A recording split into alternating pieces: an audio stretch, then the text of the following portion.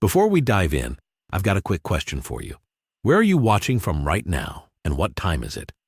Drop it in the comments. I love seeing how far and wide our viewers are tuning in. Now, imagine this. Lucifer, the prideful, suddenly enters the Akame universe. What happens next? Let's find out. The execution platform in the capital stands soaked in silence. Thousands gather beneath banners of false justice as another rebel kneels in chains. Steel glints under the afternoon sun. The crowd waits for the blade to fall.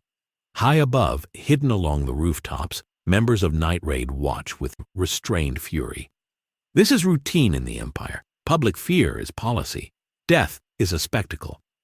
The executioner raises his weapon, and time fractures. Not stopping, not slow. Fractures, like glass cracking across reality itself. The blade never falls. The steel begins to glow red, then white, then dissolves into molten light before scattering into the wind as harmless sparks. Gasps ripple through the crowd. The guards recoil. Even the air feels heavier, charged with something ancient and immeasurable. At the center of the execution platform, where the condemned should be alone, a new figure stands. Lucifer Morningstar. Not summoned, not transported. He simply exists there, as if the universe corrected itself to make room. He surveys the capital with mild curiosity, crimson eyes reflecting towers built on corruption. He does not look impressed. He looks disappointed. His presence does not roar. It presses. An invisible gravity that bends instinct. Soldiers gripping their weapons suddenly question why their hands are shaking. The prisoner behind him cannot breathe, not from fear, but from awe. On the rooftops, Akame narrows her eyes. She has faced monsters, generals, Tegu users capable of reshaping battlefields. This is none of those. This feels older. He is not radiating killing intent.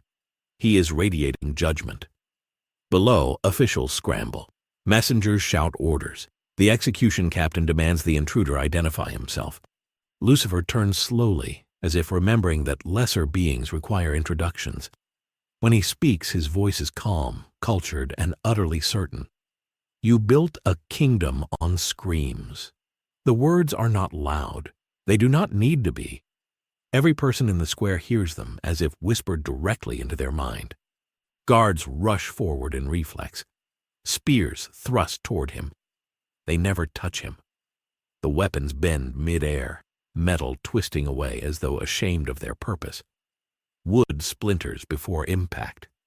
Men stumble forward into nothing, crashing against the platform as if gravity forgot which direction to pull. In the palace tower overlooking the square, Prime Minister Honest watches through trembling lenses. He does not understand what he is seeing, but he understands the threat. And the threat must be crushed. Signal the Jaegers. Across the city, a different reaction unfolds. Esdeath feels it. From her balcony of frost and steel, she turns toward the capital center. The temperature around her drops instinctively, ice creeping across marble railings. Her lips curve upward. Power recognizes power. Something has entered her battlefield that does not bow to the Empire, does not reek of rebellion, and does not tremble. Interesting. Back in the square, Lucifer kneels before the chained prisoner. He touches the iron restraints. They do not shatter. They unravel, as if the concept of imprisonment rejects its own existence in his presence. The man collapses, sobbing, unable to process mercy delivered without effort. Lucifer stands once more and looks across the thousands gathered. He does not see faces. He sees weight. Every lie told. Every order followed without question. Every scream was ignored to survive another day. He closes his eyes for a fraction of a second. The capital groans. Not structurally, spiritually. A low vibration hums beneath the stones. Windows crack. Flags tear from their poles without wind. Somewhere deep beneath the palace, ancient Tegu locked in vaults begin to resonate violently, as if something far beyond their design has entered their world. On the rooftops, An agenda grips her mechanical arm tighter. This changes everything. If this man aligns with the Empire, Night Raid is finished. If he aligns with no one, then no one is safe. Akame watches him turn toward the palace. He smiles. And that smile is not cruel. It is a certainty. The King of Hell has just discovered a kingdom that believes it understands tyranny. He steps off the execution platform, and the stone beneath his shoes does not crack or explode. It simply accepts him. The crowd parts without being told to move. Mothers pull children close. Soldiers hesitate, caught between orders and instinct. Lucifer does not rush. He walks as if this capital has always belonged to him, and he is mildly surprised by how poorly it has been managed. From the rooftops, Akame shifts position, tracking him with the precision of a predator. Tatsumi clenches his fists beside her, confusion and anger colliding inside him. This was supposed to be another rescue, clean, calculated, in and out. Now something else has taken control of the narrative, something none of them planned for. Lucifer pauses at the edge of the square and looks up toward the palace tower. He does not need to see Honest directly. He feels him. The greed, the manipulation, the casual cruelty disguised as governance. It is loud to him, almost irritating. Inside the tower, Honest barks orders at trembling attendants. Deploy every available Tegu user, surround the square, eliminate the anomaly. His voice shakes, but not from fear alone. From outrage. The Empire does not tolerate disruption. The Empire is disrupted. Trumpets blare across the capital as elite guards mobilize. Heavy boots pound against stone. Civilians scatter into alleyways. A perimeter forms around Lucifer in minutes, layered with armored soldiers and several Tegu wielders stepping forward with visible confidence. They have crushed rebellions. They have slaughtered entire villages. One man, no matter how strange, is still one man. Lucifer glances at the first Tegu user who charges him, a hulking warrior swinging a massive blade infused with destructive force. The weapon screams through the air with enough power to split buildings. Lucifer does not move. The blade stops a breath from his shoulder. Not blocked, not deflected. It simply ceases forward motion, as though reality itself refuses to complete the action. The warrior strains, muscles tearing under his own effort, veins bulging as he tries to force the strike through an invisible wall. Lucifer tilts his head slightly. You are very committed to the performance. With a subtle flick of his wrist, the warrior is lifted from the ground. Not thrown, lifted. Suspended mid-air, as if gravity renegotiated its contract. The massive blade slips from his grasp and dissolves into shimmering fragments that evaporate before touching the earth. Teg's core shatters silently, its ancient power extinguished without spectacle. Gasps ripple through the soldiers. Tegu are the ultimate weapons of this world, symbols of dominance. To see one erased so effortlessly fractures more than confidence. It fractures belief. On the rooftop, Akame's grip tightens around Murasama. She has seen powerful enemies before. She has cut them down. But this feels different. When she focuses on him, her trained assassin instincts find no opening, no rhythm, no vulnerability in his breathing or posture. He stands like an unmovable truth. More soldiers rush forward, shouting to mask their fear. Arrows fly. Bullets fire from Imperial arms designed to pierce dragons. Every projectile slows as it approaches him, then bends away in elegant arcs, embedding harmlessly into surrounding stone. Lucifer exhales softly. The pressure in the square increases. Several soldiers collapse to their knees, overwhelmed not by physical force, but by something internal. Memories surge uninvited, faces of those they executed. Villages burned under orders, cries ignored. The weight of their choices presses against them all at once. Lucifer walks through them untouched. He is not attacking their bodies. He is confronting their souls. High above, Esdeath arrives at the edge of the square, frost forming beneath her boots as she lands silently on a rooftop across from Night Raid. She does not acknowledge them. Her gaze is fixed solely on the man below. This is no ordinary intruder. This is something that does not belong to this ecosystem. Lucifer stops at the base of the palace steps. Massive doors loom above him, guarded by elite Imperial soldiers who have never retreated from battle. They hesitate now, weapons trembling. He looks at the palace with quiet disdain. A structure built to symbolize order, erected on foundations of fear. Without touching the doors, he raises his eyes slightly. The palace trembles. Cracks spiderweb across marble pillars. Chandeliers inside shatter. Deep within the walls, tegu stored in sealed chambers begin to pulse erratically, their energy destabilizing as though reacting to a superior authority. Inside the tower, Honest stumbles back from the window, sweat pouring down his face. This is impossible. No one should wield this level of control without a tegu. No one should exist beyond the Empire's system. Outside, Lucifer places one hand lightly against the palace doors. They do not explode. They open, slowly, as if the building itself is surrendering. And from the rooftop across the square, Esdeath smiles wider, the air around her dropping to freezing temperatures as she prepares to finally step forward and test whether this so-called king can bleed.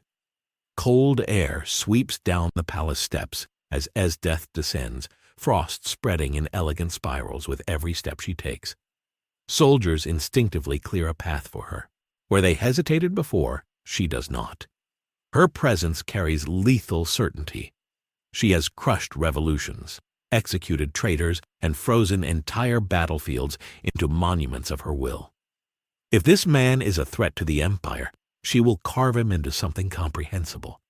Lucifer senses her approach before she speaks. He turns slightly, not fully, granting her the courtesy of partial attention. "So you are the strongest one here," he says, studying her without admiration. Esdeath stops several meters away, ice crystals forming lazily in the air around her like drifting snow caught in an unseen storm. Her eyes gleam with excitement rather than fear. "You destroyed an Imperial arm without touching it. You walk into the capital without permission. You make soldiers collapse without raising a weapon." She smiles, sharp and thrilled. "I like you already." Lucifer's expression does not change. Liking me is rarely advisable. The temperature drops violently. Without warning, pillars of jagged ice erupt from the ground around Lucifer, converging inward with crushing force capable of impaling giants. The square becomes a forest of frozen spears in seconds. Civilians scream from distant streets as shockwaves ripple outward. On the rooftops, Night Raid braces for impact. The ice converges and stops. Every shard halts a hair's breadth from Lucifer's body, suspended in perfect stillness. Frost creeps along his coat but melts instantly, steam rising in faint curls.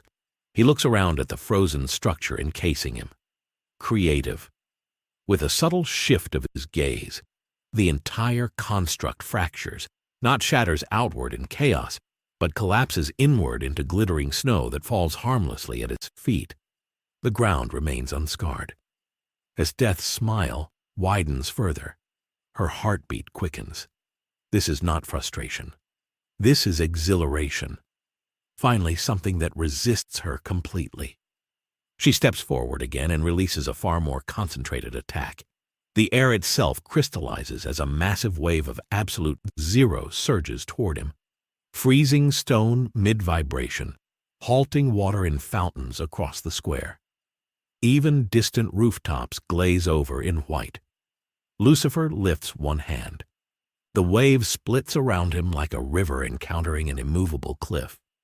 The capital behind him remains untouched. Not a single building cracks from the redirected force. "You mistake power for purpose," he says calmly. Esdeath tilts her head. "And you mistake purpose for weakness." She vanishes in a burst of speed, reappearing directly before him with a blade of compressed ice aimed at his throat. The strike lands. The blade snaps. Fragments scatter against his skin as though striking diamond. For the first time, Esdeath's eyes flicker with something almost imperceptible. Not fear. Recognition. He moves then. Not fast, not flashy. Simply decisive. His hand closes gently around her wrist. There is no visible strain, yet she cannot pull away. The surrounding frost evaporates instantly, steam rising between them. Lucifer leans closer, his voice low enough that only she can hear. You believe the strong deserve to rule because they can. That suffering refines the worthy. That weakness deserves extinction. Her breathing steadies despite the grip. Yes, he releases her. Then the world shifts. Esdeath is no longer standing in the square. She stands alone in darkness. Not cold, not hot, just endless black stretching in all directions. Before her, scenes unfold without mercy. Battlefields she conquered, prisoners she executed, children orphaned by her campaigns. Faces she dismissed as necessary casualties. She does not look away. Lucifer's voice echoes without echo. This is not punishment. This is clarity. The scenes accelerate, merging into a torrent of consequence.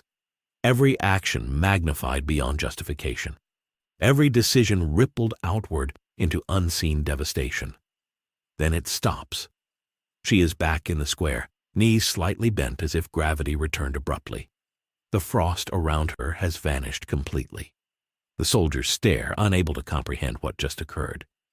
Esdeath straightens slowly. Her smile remains, but it has changed. Interesting, she says softly. Very interesting. On the rooftops, Akame exhales slowly, sensing that something profound just transpired between them. This was not a clash of strength alone. It was a confrontation of ideologies. Lucifer turns his back on Esdeath without concern. He begins ascending the palace steps again. Behind him, the strongest general of the empire does not attack. She watches. And for the first time since she took up a blade, she is not certain whether she has encountered prey or something infinitely beyond the concept of hunt. Inside the palace, Prime Minister Honest screams for reinforcements that are already moving, unaware that the very foundations of his regime are beginning to loosen beneath forces he cannot bribe, threaten, or control. The palace doors close behind Lucifer with a low, resonant thud that echoes through corridors lined with gold and deceit. Inside, chaos is already spreading. Courtiers flee. Servants hide behind silk curtains. Guards form defensive lines that look impressive until he walks toward them, and their formation fractures under the weight of instinct. Torches flicker violently as he passes, not from the wind, from pressure. The air itself feels aware. Prime Minister Honest retreats deeper into the throne chamber, his massive frame trembling beneath layers of fabric and greed. He clutches the armrests of the emperor's throne as if proximity to it grants protection. Around him stand elite imperial guards and several Tegu users summoned in desperation. Their faces are pale but determined. They have sworn loyalty to the empire. They will not abandon their posts. The throne room doors burst open. Lucifer steps inside. The vast chamber stretches upward with stained glass windows depicting fabricated glory. Light filters through colored panes, casting distorted halos across marble floors. At the center, Honest stares down at the intruder with forced defiance. "You dare invade the heart of the empire," Honest bellows, his voice cracking despite the volume. "Do you understand who you are standing before?" Lucifer surveys the room as if assessing interior design rather than authority. Yes, that single word lands heavier than any threat. The Tegu users attack simultaneously, unleashing coordinated assaults designed to overwhelm even the strongest opponent. Lightning arcs across the chamber. Explosive rounds detonate. Blades forged to slay beasts descend from multiple angles. The attacks freeze mid-execution. Energy flickers and dies like candles deprived of oxygen. Lightning disperses into harmless sparks before touching him. Explosions compress into silent flashes that leave no scorch marks. Blades hang suspended inches from his body, trembling as if reconsidering their purpose. Lucifer does not look impressed. "You built weapons to dominate one another," he says calmly, "and you call this order." With a subtle motion of his hand, every tegu in the chamber fractures at its core, not violently, quietly. Cracks spread through ancient mechanisms, embedded gems shatter, metal disintegrates into fine dust that falls harmlessly to the floor. The imperial arms, symbols of absolute authority, cease to exist in seconds.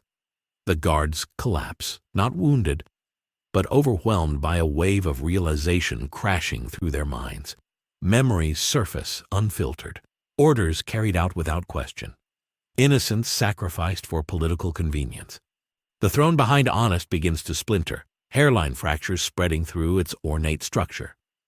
Honest falls backward, scrambling away from the cracking seat of power. "Stop this," he screams. "I am the Empire." Lucifer steps forward, eyes glowing faintly now, not with rage, but with something colder. "No. You are a parasite feeding on its corpse." He raises his gaze toward the ceiling. Across the entire capital, something shifts. Citizens freeze mid-step as a sensation washes over them. Soldiers stationed at distant gates drop their weapons as buried doubts rise to the surface. Prison doors unlock on their own. Vaults housing secret evidence of atrocities swing open. Lies unravel in real time. The Empire's foundation was fear. Lucifer removes it without lifting a blade.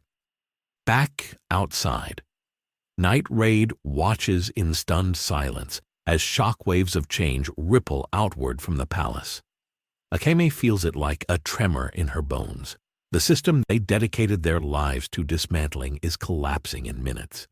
Esdeath stands motionless, eyes fixed on the throne room windows glowing with unstable light. She senses the balance of power tilting irreversibly. Inside, Honest crawls across the marble floor, reaching for fallen guards who cannot rise. "You cannot take this from me," he wheezes. Lucifer kneels to meet his gaze. "I am not taking it. I am revealing it." For a heartbeat, Honest sees what Lucifer sees. Not fire, not torture. Just the cumulative weight of every selfish decision amplified beyond denial. He screams, clutching his head as the illusion of control disintegrates completely. Cracks split the stained glass windows high above, colored fragments raining down in slow motion. Sunlight floods the chamber unfiltered for the first time in years. Lucifer stands. The throne collapses behind him into fragments. Outside, the capital roars with confusion and awakening. Soldiers argue. Citizens demand answers. Authority has been stripped bare, exposed as fragile theater. At the top of the palace steps, Lucifer pauses and looks out over the city. He has not crowned himself king. He has simply demonstrated that the existing one never truly was. And across the rooftops, Akame realizes with chilling clarity that the world they knew ended the moment he arrived. And whatever rises from this collapse will no longer be shaped by blades or imperial arms, but by something far more dangerous: choice. The capital does not sleep that night. It trembles. Word spreads faster than wildfire through back alleys and noble estates alike. The throne is shattered. The prime minister has vanished from public view. Imperial arms across the city have failed without explanation. No proclamation has been issued. No new ruler was declared. Power has simply been exposed as hollow. Inside Night Raid's hidden base, the atmosphere is heavier than any battlefield briefing. Najenda stands at the center of the room, mechanical arm resting against the war table as reports pour in from informants scattered across the capital. Tegu malfunctioning, command structures collapsing, soldiers abandoning posts, civilians rioting not out of rebellion, but confusion. Tatsumi paces. "This is what we wanted," he says, running a hand through his hair. "The Empire is falling apart. Isn't this good?" No one answers immediately. Kame stands apart from the others, silent, eyes lowered in thought. She can still feel him, not physically near, yet undeniably present, like a pressure system hovering above the city. Najenda finally speaks. "This is not our victory. We did not dismantle the throne. We did not expose honest. One man walked into the palace and unraveled decades of tyranny in minutes. That is not a revolution. That is intervention. Leone leans against the wall, arms crossed. So what are you saying? We thank him and move on. Najenda's gaze sharpens. I am saying we do not understand him, and anything we do not understand at this scale is a threat. Silence settles again. Tatsumi stops pacing. You saw what he did. He could have killed everyone in that square. He did not. He could have frozen Esdeath out of existence. He did not. Maybe he is not our enemy. Akame finally lifts her head. That is what makes him dangerous. All eyes shift to her. She steps closer to the table, voice steady. He did not act like a conqueror. He did not demand loyalty. He did not claim the throne. He removed it. That means he is not bound by power structures. He does not need control to change the world. Najenda nods slightly, and someone who does not need power to rule is far more unpredictable than someone who does. Bulat would have charged first and asked questions later. Mine would have aimed her rifle already. But this is different. This is not a corrupt noble or an imperial general. This is something that rewrote the rules of engagement without effort. Outside the base, distant shouting echoes through the city. The Empire's grip has loosened and people are unsure whether to celebrate or panic. Jenda turns back to the group. We gather information. We observe. No direct confrontation unless necessary. Tatsumi's jaw tightens, and if he decides humanity needs correcting, no one answers that. Because that is the fear none of them want to voice. Across the capital, Lucifer stands atop the highest tower of the palace, coat moving slightly in the night wind.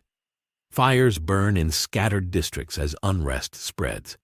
He watches without interference. He is not orchestrating chaos. He is allowing consequence to unfold. He closes his eyes and listens. Every voice, every doubt, every flicker of hope. This world is loud with contradictions. Assassins who kill to save lives. Generals who slaughter for ideology. Citizens who obey out of fear yet curse their rulers in private. A faint shift in the air behind him signals movement. He does not turn.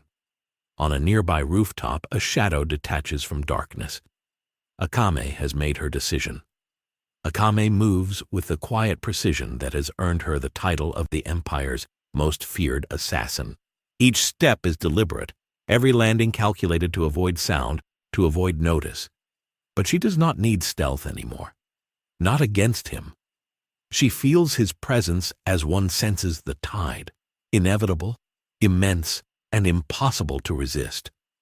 Her hand rests lightly on Murasame, the cursed blade humming faintly against her palm, alive with her intent to strike. Yet she hesitates, knowing instinct alone will not suffice. This is not a battle of blades, but of something far larger. From the shadows of the adjacent rooftop, Tatsumi watches her approach, heart pounding with a mix of fear and determination. He understands what she plans, and yet he feels a disquieting pull to intervene. He should be the one confronting him, Najenda would argue. He has faced impossible odds before, but none of those odds ever compared to this. The King of Hell standing silently atop the palace, evaluating a world that bends beneath his gaze. The thought of engaging him in a direct assault feels reckless, absurd even, but Najenda's order is clear. Observe. Do not act. Not yet. Leona fidgets behind them, restless energy radiating from her as she scans the city below. The streets are alive with chaos, soldiers abandoning their posts, citizens screaming in confusion, imperial arms malfunctioning in the hands of those who once wielded them with absolute confidence. The world has shifted, and Night Raid feels its tremor deep within their bones. The empire they knew, the enemy they understood, has been obliterated without a single drop of their blood. That is the true danger of what has arrived in their world. Akame narrows her eyes, focusing entirely on Lucifer. He does not move to acknowledge her presence. He does not even glance her way. Yet she can feel his awareness, like a pulse resonating through the air around her. Every intent, every thought, every weight she carries in her soul is known to him already. He does not judge her, not yet. He merely observes a silent reckoning of her existence. Tatsumi swallows hard, watching as she takes the final step onto the rooftop directly across from him. Akame's body tenses slightly, fingers brushing the hilt of Murasame, and yet she does not strike. She studies him. She tests the boundary of his presence. Every step, every breath, every heartbeat is an assessment. She realizes the blade may no longer be the decisive factor. The worst decision, she now understands, is approaching him unprepared, relying on the very tool that cannot touch him. Nagenda's voice cuts into Tatsumi's thoughts through their communicator, steady and precise. Do not engage unless absolutely necessary. Every instinct you have will scream to fight. Ignore it. Let him reveal himself first. But instincts are hard to silence. Tatsumi clenches his fists, blood rushing in his ears as he struggles against the tide of inevitability.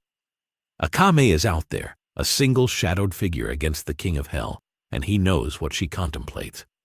They all do. Night Raid has trained for enemies who can be measured, predicted, and defeated. He cannot be measured. He cannot be predicted. And in this moment, Tatsumi realizes the terrifying truth. They may have already made the worst decision by simply being here, by daring to judge what cannot be judged. Akame shifts her stance subtly, Murasame catching the moonlight in a single streak of lethal reflection. The cursed blade thrums in resonance with her intent, hungry for blood, aware of the energy it was forged to convey. Yet even the blade, the very weapon that ends lives in a single cut, hesitates. It is not hesitation born of fear, but recognition of the futility of violence against something beyond its design. Lucifer finally moves, slowly, deliberately. Not a step forward, not a gesture.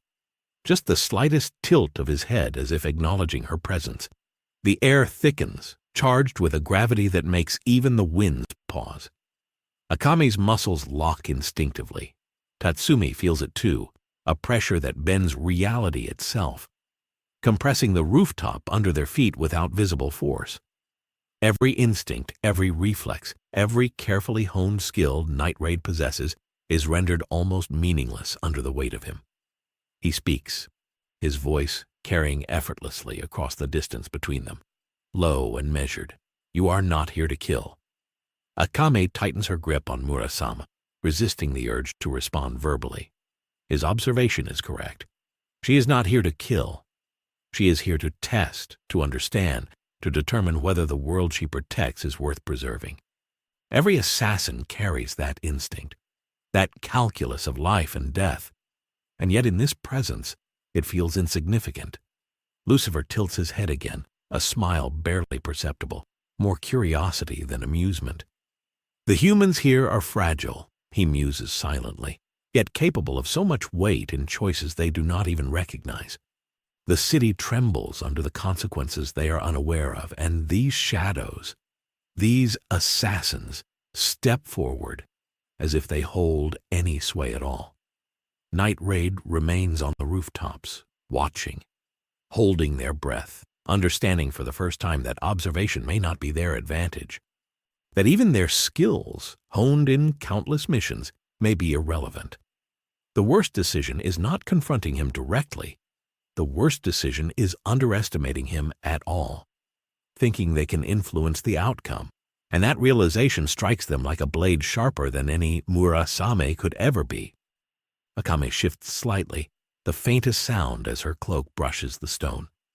A signal to Tatsumi that she is ready, yet even in readiness, there is hesitation. They have trained to act decisively, to strike when the odds favor them. Here, the odds do not exist. Here, preparation does not matter. Here, choice itself bends under the weight of one presence. Lucifer finally begins to descend toward the center of the capital, not running, not attacking, simply walking, each step measured, yet carrying the certainty of absolute authority. Every soldier, every civilian, every observer across the rooftops feels it. Night Raid realizes in horror that by positioning themselves to confront him, by daring to even measure his power, they have stepped into a game that has rules they cannot comprehend and stakes they cannot control. Akame exhales softly, the only sound in the silent rooftop. She is ready to act, but she knows that action alone may not suffice. She knows, with a clarity born from training and instinct, that the worst decision they have collectively made is not moving too quickly. It is simply believing they can act at all. Tatsumi's gaze locks on Lucifer as he continues his slow march. He feels the pull, the gravitational inevitability, and understands that Night Raid is now a player in a world they do not control. They are witnesses for now, and perhaps the consequences of their next moves will define whether the Empire falls completely or whether they themselves are swept aside by forces they cannot yet name. The city below begins to stir, unaware of the reckoning above. Streets pulse with confusion, soldiers shuffle, civilians murmur, and imperial arms remain dormant, silent, unresponsive. Lucifer moves through it all with an ease that defies comprehension. He does not need to fight. He does not need to demand attention. He simply exists, and the world responds, shifting subtly under the weight of his presence. Night Raid braces themselves. Every member senses it.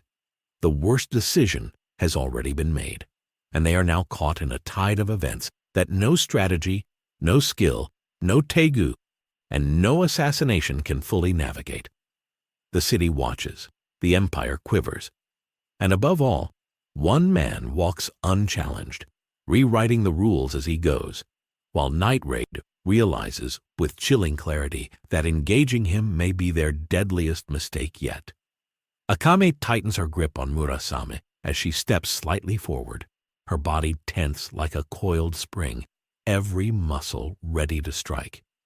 She is aware of every nuance of Lucifer's presence, the subtle shift of the air, the quiet authority in his posture, the way reality seems to bend ever so slightly around him. He does not hurry. He does not flee. He does not even glance her way, yet she feels his attention as though it were a physical weight pressing down on her. Each heartbeat echoes in her ears as she contemplates the impossible. To confront him is to engage a force beyond comprehension. Yet standing idle is equally perilous. Tatsumi watches, fists clenched, knowing he should intervene, yet understanding instinctively that any rash move could end catastrophically. His mind races through tactics, abilities, prior battles, all of which now seem laughably inadequate. Night Raid has always operated on calculated strikes, on precision, on knowledge of their enemy's limits. There are no limits here. Every instinct he has screams to attack, to protect, to fight, yet logic screams louder. Do nothing and survive. Yet doing nothing feels like surrendering to a reality they cannot influence. Nagenda's voice cuts through the communicator, calm but tinged with urgency. Observe. Do not engage. Assess his intent before acting. Night Raid absorbs the command, but each member feels the invisible leash of anxiety. This is not a battle to win by skill or stealth. This is a battle to survive judgment. Lucifer continues down the palace steps. Civilians flee in confusion, soldiers drop weapons in instinctive submission, and the city itself seems to hold its breath. The Emperor's authority, the hierarchy Night Raid, has spent years dismantling piece by piece, now crumbles under a silent pressure that no blade or strategy can affect. Each step he takes leaves an imprint on the world, not physically but morally, spiritually, psychologically. Night Raid recognizes it with a sinking realization. This is not merely power. This is inevitable. Akame finally speaks, her voice barely audible over the wind brushing the rooftops. "What are you?" she asks, though she already knows the answer. She does not seek an explanation. She seeks understanding, a way to gauge whether this presence is enemy, ally, or something beyond human categories entirely.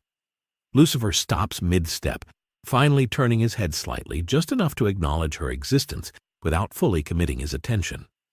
"You are strong," he says, voice smooth, resonant, yet carrying weight beyond the sound itself.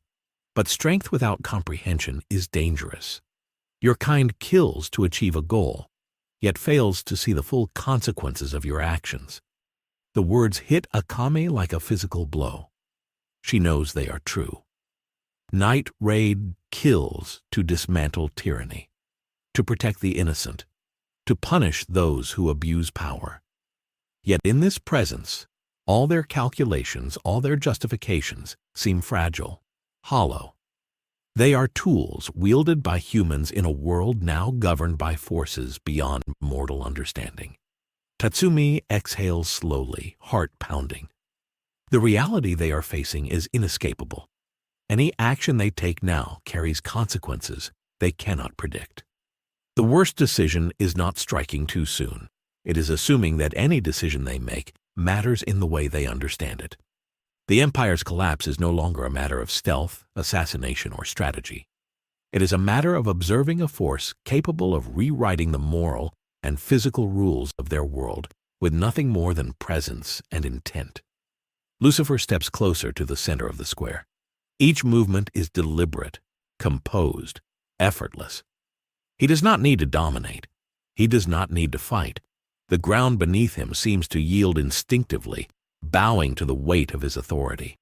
Soldiers drop to their knees instinctively. Civilians stumble, paralyzed by the gravity of witnessing the impossible. Imperial arms remain inert, their energy dissipating like water on stone. The Empire's instruments of power, long thought unassailable, are now meaningless. Akame lowers her stance slightly, Murasame catching the moonlight in a cold glint. She understands now that this confrontation is not about strength. It is about consequence, judgment, and choice. Her blade, for all its lethality, may be irrelevant here. Night Raid's presence, for all its precision and skill, may be irrelevant. Yet she cannot retreat. To do so would concede the field not just to Lucifer, but to the consequences his presence imposes on the world. Lucifer pauses in the square's center, surveying the chaos with casual detachment. Fires burn in scattered districts. Tegu malfunction has left soldiers stranded, and citizens wander streets unsure whether to flee or celebrate. He does not intervene.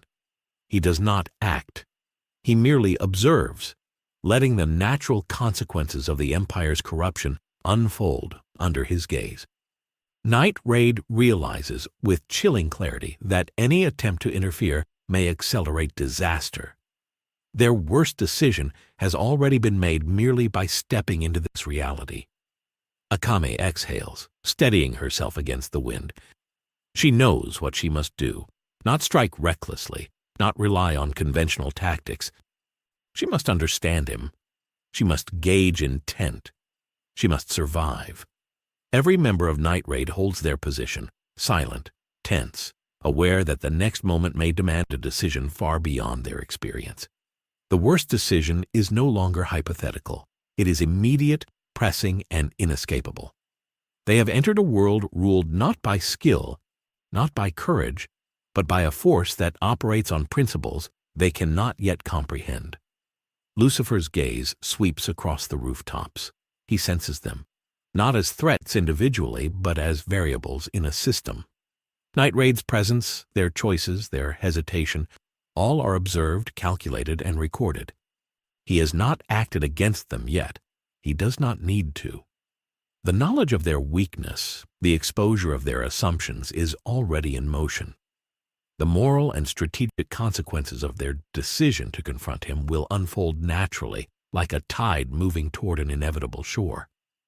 Akame steps slightly forward, Murasame taut in her hand, her focus absolute. She is ready to act, yet she knows that action may not yield control. Tatsumi watches, heart hammering. The realization settles over them all. The worst decision Night Raid could make is already made. It is not a blade strike, not a maneuver, not a battle plan. It is assuming they can influence a world that now bends to a presence far beyond human comprehension. where observation alone may dictate the outcome more than any action they dare to take. The city below trembles, fires crackle, soldiers falter. Civilians scream, imperial arms lie dormant. And above it all, Lucifer moves slowly, deliberately, each step a silent declaration that the rules have changed. Night Raid is trapped in the weight of their own audacity, realizing that their worst decision is not something they can undo, and that survival depends on understanding a force that may well exist beyond their capacity to measure. From the rooftops, Akame exhales once more. The moment is tense, the silence oppressive. Every instinct tells her to strike, to end this, yet every instinct also warns her of futility. Tatsumi feels it too. Najenda knows it. The consequences of Night Raid's presence, the decision to confront him, have already begun to unfold. And nothing about this world will ever be the same. The King of Hell has entered their battlefield. Night Raid has stepped onto ground where no strategy suffices. The consequences of their worst decision are now unavoidable, spreading outward like ripples through a pond far larger than they can comprehend. And in this tense, charged silence, one truth becomes unavoidable. They are no longer merely assassins in a corrupt empire. They are witnesses to judgment, players in a game they do not yet understand, and every choice they make from this point forward carries stakes beyond measure. The night air over the capital is electric, charged with tension that no human could generate. Esdeath descends from her rooftop perch, boots striking stone with deliberate precision as frost spirals outward from her every step. She is the Empire's apex predator, undefeated in battle. Her Tegu, demon's extract, ready to freeze anyone in their tracks. She has faced enemies of immense power before, yet, as she approaches the square, her instincts scream that this presence is unlike anything she has ever encountered. He does not radiate malice. He does not radiate fear. He radiates authority so absolute that the world itself seems to yield to him. She feels a thrill she has never known, a mixture of challenge, curiosity, and the undeniable recognition of power that matches her own obsession with supremacy. Lucifer stands at the center of the square, calm, composed, hands in his coat pockets. The fires of unrest flicker across the streets around him, casting shadows that stretch unnaturally. He does not look at her, yet she knows he senses her presence.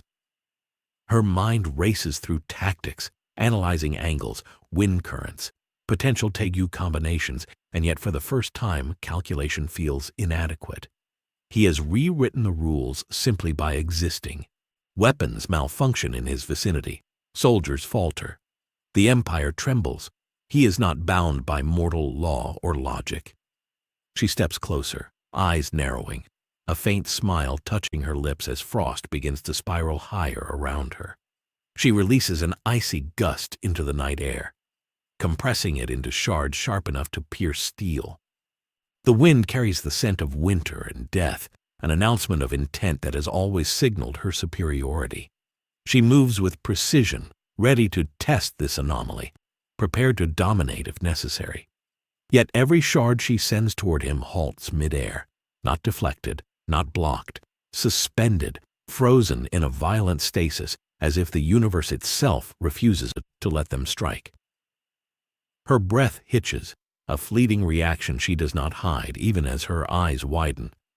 Lucifer tilts his head slightly, the faintest acknowledgement of her attack. "You believe that force equals control," he says quietly, the words carrying a resonance that seems to ripple across the square. She is struck not by the sound, but by the weight behind it. The undeniable truth that power without comprehension is irrelevant. Esdeath laughs softly, frost swirling more violently around her as the thrill of a worthy opponent hits her core. She has hunted, dominated, and destroyed countless challengers, yet this is different. This is not a confrontation of strength. This is a confrontation of understanding, of will, of the boundaries of existence itself. She vanishes in a flurry of ice, reappearing directly in front of him in a motion so fast that even Night Raid on the rooftops flinches. Her blade, a spear of compressed ice, capable of piercing the strongest Tegu, strikes with intent honed from countless battles. Lucifer moves his hand slightly and the spear halts, quivering inches from his chest.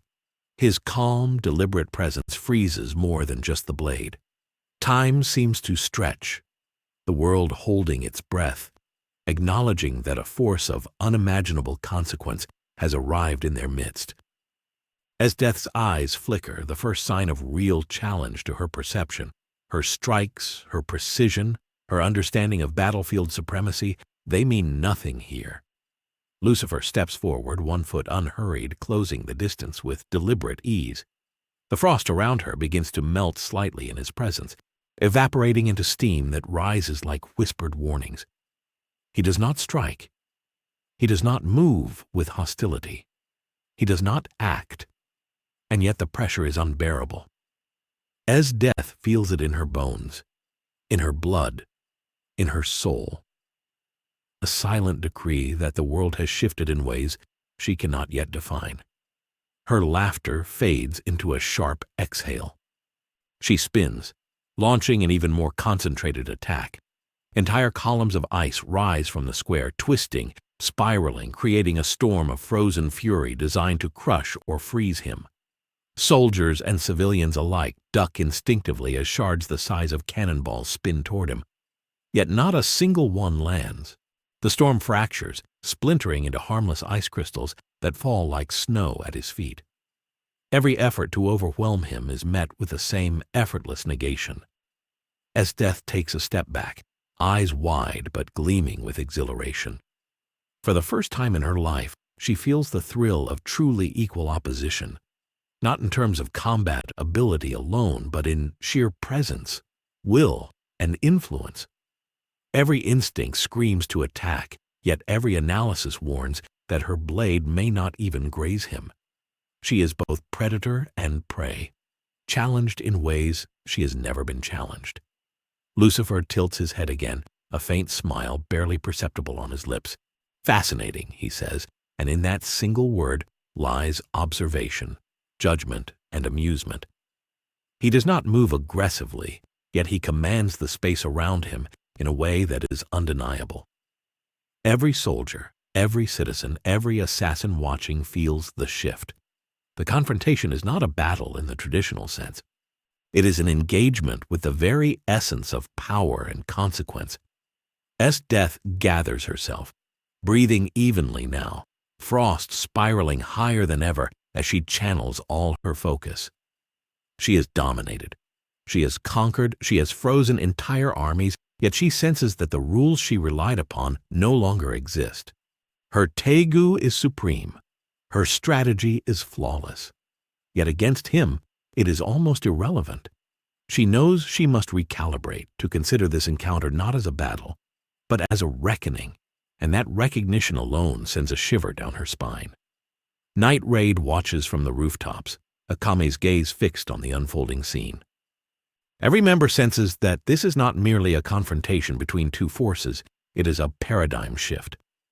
The strongest general of the empire has met the king of hell, and the consequences extend far beyond the square, beyond the city, beyond any single human calculation. Tatsumi swallows hard. This is beyond strategy. This is beyond skill. The city itself is a witness to a collision of wills that cannot be measured by Tegu, experience, or mortal strength. Lucifer moves again, slow and deliberate, closing the distance between himself and Esdeath. The air chills further despite the steam rising from the melting frost. An unnatural convergence of forces, signaling that what is about to occur will leave an imprint far larger than any battlefield they have known. Esdeath steadies herself, spear raised, eyes narrowing with a mixture of thrill, caution, and determination. This encounter will test everything she knows, everything she believes, and perhaps redefine the limits of power itself. Her breath forms frost in the night air as she charges, ice spinning around her like a deadly halo. Every step she takes is precise, calculated, designed to strike decisively. Yet Lucifer does not dodge, does not resist, does not flinch. He allows her approach, studying her like a chess player evaluating a piece on the board. The square is silent except for the sound of wind and distant fires, tension coiling tighter with every heartbeat. Esdeath releases a scream, a sound filled with rage, exhilaration, and anticipation. The culmination of years spent seeking a challenge worthy of her obsession.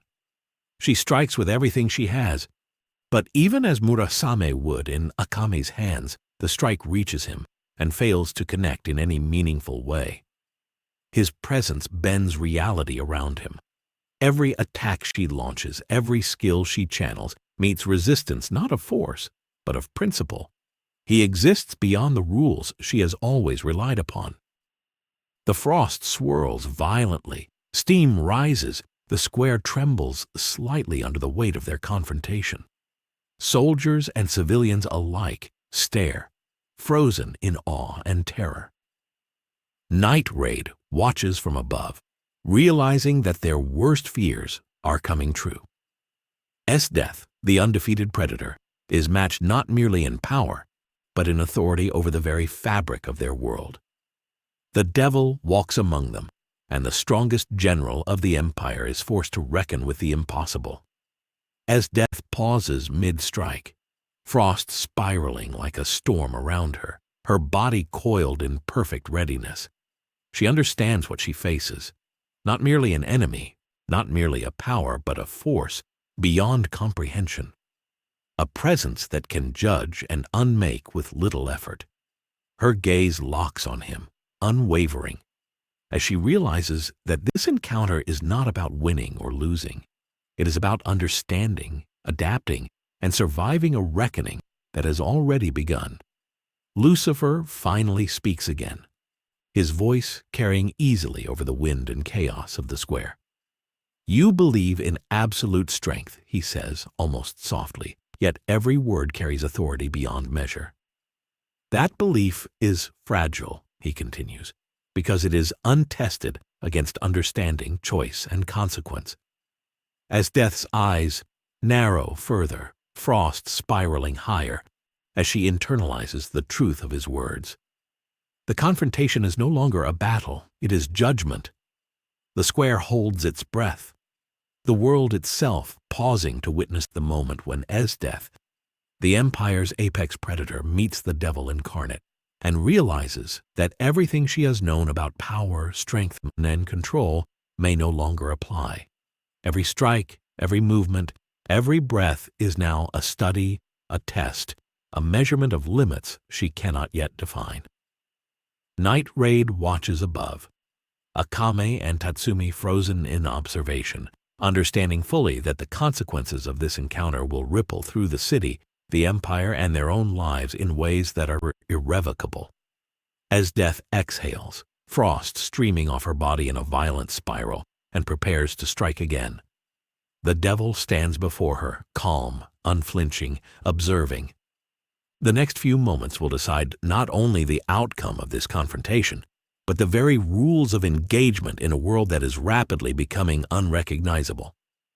Every heartbeat stretches, every movement carries weight beyond comprehension, and the square itself seems to pulse with the anticipation of something far larger than combat, a reckoning that will redefine power itself.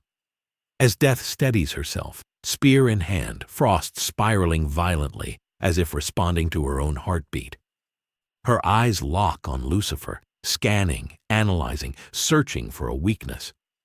She has faced overwhelming odds before, yet here nothing fits, no pattern, no pressure point, no rhythm to exploit.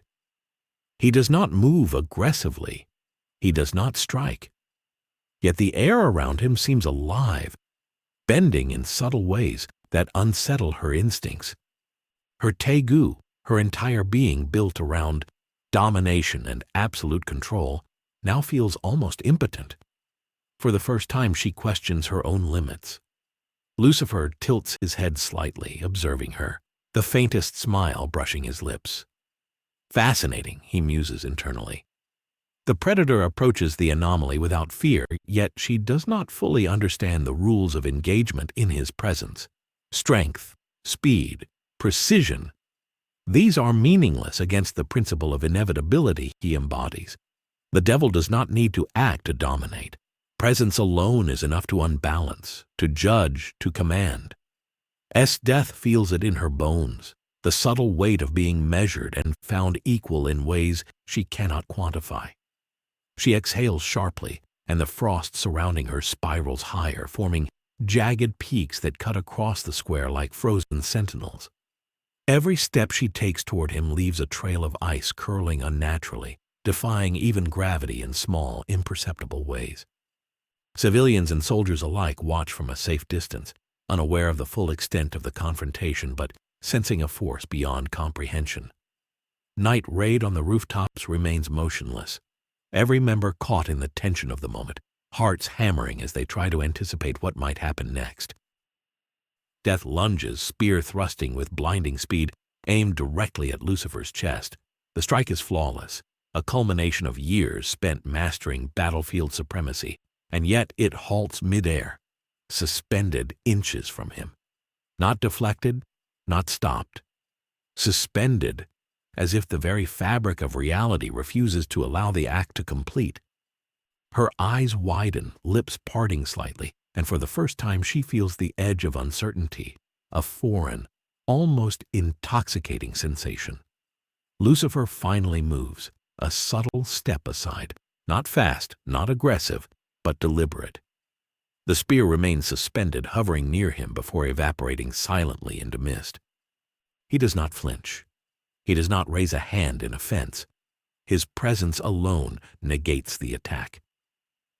Esdeath exhales, frost cascading off her body in a violent spiral, and she realizes something she has never confronted before. This is not a battle to be won with strength. This is a test of understanding. Night Raid watches, hearts pounding, as the strongest general of the Empire, undefeated and unstoppable in every battle she has ever fought, faces an opponent who bends reality with presence alone. Akame narrows her eyes, tracking every subtle motion, analyzing every ripple in the air, knowing that this encounter will alter the balance of power not just in the square, but across the entire capital. Tatsumi swallows hard, understanding the truth in a way that chills him. No strategy, no tegu, no coordinated attack can anticipate the consequences of this confrontation. Esdeath spins again, releasing a flurry of icy spears and concentrated frost storms, every strike aimed to overwhelm. The square fills with a blizzard, tearing at stone and scattering debris in all directions, yet each attack meets the same result. Suspended, fractured, dissipated harmlessly. Her eyes narrow, frustration and exhilaration mingling as she realizes that traditional combat means nothing here. She is forced to adapt, to think beyond instinct, to confront not merely a foe, but a force that evaluates, judges, and counters without visible effort. Lucifer steps closer, calm, composed, voice carrying easily despite the chaos around them. "You understand strength," he says quietly, yet every word vibrates through the very ground beneath them. But understanding does not grant control. Esdeath feels the truth of it in the marrow of her bones. Every instinct that has defined her life as a soldier, a general, a predator, is being tested, reshaped, and found incomplete. The devil does not fight in conventional terms. He dismantles assumptions. He judges consequence. He imposes inevitability. She pauses, spear ready, frost swirling like a storm around her, realizing the challenge is no longer about victory or dominance. It is about comprehension, understanding what she faces, what the rules have become, and how to survive the reckoning that has begun. Every muscle tenses, every breath measured, as she braces herself for what comes next. The devil does not attack, yet every step, every glance, every infinitesimal movement alters reality around them. Esdeath knows that to strike recklessly now would be fatal. To hesitate too long would be equally dangerous. Lucifer tilts his head slightly again, a faint smile never leaving his lips. "You are strong," he says, voice resonating with quiet authority. "But strength is fragile when tested by consequence rather than force." Esdeath exhales sharply, frost coiling like a living extension of her resolve, understanding fully for the first time that this encounter is not about physical combat. It is about principle, judgment, and the raw truth of power. The square holds its breath, fires flicker. Tegu remains inert. Soldiers and civilians watch from the periphery, aware of the magnitude of the moment yet unable to grasp its full extent. Night Raid remains on the rooftops, frozen in observation, understanding that the confrontation they are witnessing is reshaping the very definition of power in their world. Every movement, every choice, every strike that Esdeath contemplates carries weight far beyond calculation. Esdeath exhales, frost spiraling higher as she lowers her stance slightly, spear still ready. She is not retreating. She is recalibrating. For the first time, she confronts a force that cannot be matched by conventional means. She realizes that this encounter is not about winning. It is about surviving, understanding, and acknowledging a presence that renders every past victory meaningless.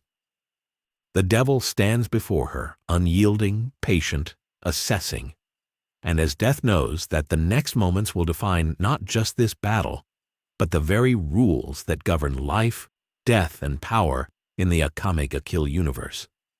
Night Raid watches silently, Akame's eyes wide, Tatsumi's fists clenched, hearts pounding. The strongest general of the Empire faces the King of Hell, and the consequences of this meeting will ripple through every corner of the capital, the Empire, and their own lives in ways that are irreversible. The square trembles slightly under the unspoken tension as reality itself seems to wait for what will happen when predator meets devil. Instinct meets inevitability, and judgment takes form in the night air. Esdeath exhales one final time, frost spiraling violently around her as she prepares to act, to test, to engage in a confrontation that may well redefine the very concept of combat. Lucifer stands calmly, every step deliberate, every movement measured, the world bending subtly in his presence. The devil and the Empire's apex predator face each other, and the consequences of this meeting will extend far beyond the battlefield, far beyond the square, and far beyond any single human understanding. The night is alive with anticipation, the air charged with inevitability, and the next strike will decide not merely who is stronger, but how the very definition of power will be rewritten. Esdeath tightens her grip on Murasame, the cursed blade humming faintly in resonance with her intent. Frost whirls violently around her, forming jagged spires that seem almost alive, responding to the storm of adrenaline and anticipation coursing through her veins. She has faced monsters, generals, assassins, and tyrants, yet nothing has ever tested her understanding of power like this. Every instinct, every calculation honed over years of unbroken victories, tells her that conventional strategy is meaningless. This presence is not bound by strength, skill, or even ambition. It is principle incarnate, a force that judges without action, a ruler who needs no throne. Lucifer stands calm and unflinching, allowing the chaos around him to unfold without interference. Fires flicker in the streets, soldiers falter. Citizens hesitate in uncertainty. Imperial arms, once the symbols of unquestionable authority, lie dormant, inert, and useless. He does not move aggressively, yet every movement he makes, however minimal, carries weight. Reality itself seems to adjust to his presence, bending subtly to accommodate him. Esdeath senses it, feels the pressure of inevitability pressing against her chest, compressing her resolve in ways she has never experienced. She steps forward, spear raised, frost spiraling outward in violent arcs. Her mind races through possibilities, yet each potential outcome is destabilized by his very existence. She launches a flurry of strikes, eyes spinning like whirling blades aimed at his heart, his head, his limbs. The attacks, precise and deadly in theory, halted midair, suspended inches from him, not deflected, not redirected, suspended, as if the laws governing her world refused to allow the strike to complete. Her eyes widen, the thrill of battle mingling with awe and fear. She has always thrived on challenges, but this is no ordinary challenge. This is a reckoning. Lucifer finally tilts his head, faint acknowledgement of her presence. "You are strong," he observes, voice calm yet resonant with authority beyond comprehension. "But strength," he continues, "is irrelevant without comprehension." Esdeath feels the weight behind his words.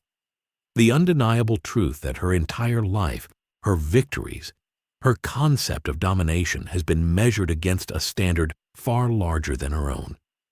Her tegu, her strategy, even her relentless drive for supremacy, all of it is inadequate. The square quivers under the tension. Civilians and soldiers watch from a distance, sensing something extraordinary without understanding it. Night Raid observes from the rooftops, hearts pounding, Akame's eyes wide with focus, Tatsumi's fists clenched, every member aware that this confrontation surpasses any battle they have ever faced. They realize that Esdeath's obsession with absolute power, her love of domination and combat, is being tested not by strength, but by principle. Esdeath's next movement is swift, deliberate. She spins, launching another storm of ice. Frost spikes slicing through the air like jagged spears. The attack is more concentrated, more precise, designed to overwhelm. Yet again the shards halt mid-flight, trembling in the air before dissipating harmlessly. Frustration flashes across her features, quickly replaced by exhilaration. This is the first time she has encountered something that cannot be overcome with power alone, something that challenges not just her skills, but the very philosophy of control that defines her existence. Lucifer steps slightly closer, calm and deliberate. "You seek to dominate," he says, voice carrying easily across the square. "But domination is meaningless when faced with inevitability." Esdeath exhales sharply, frost coiling around her like a living armor, and realizes fully that this is not a fight to win in the conventional sense. It is a test, a measurement, a confrontation with the limits of her own understanding. Night Raid watches in tense silence. Every instinct honed for battle now feels almost useless. They have faced tyrants, monsters, and seemingly invincible foes, but this is different. The challenge is not physical, it is existential. The devil does not attack to kill. He does not strike to dominate. He observes, evaluates, and the consequences of his presence ripple outward, influencing events, choices, and perception itself. As death steps closer, spear held ready, frost twisting violently around her like a storm alive with intent. Every muscle tenses, every breath measured.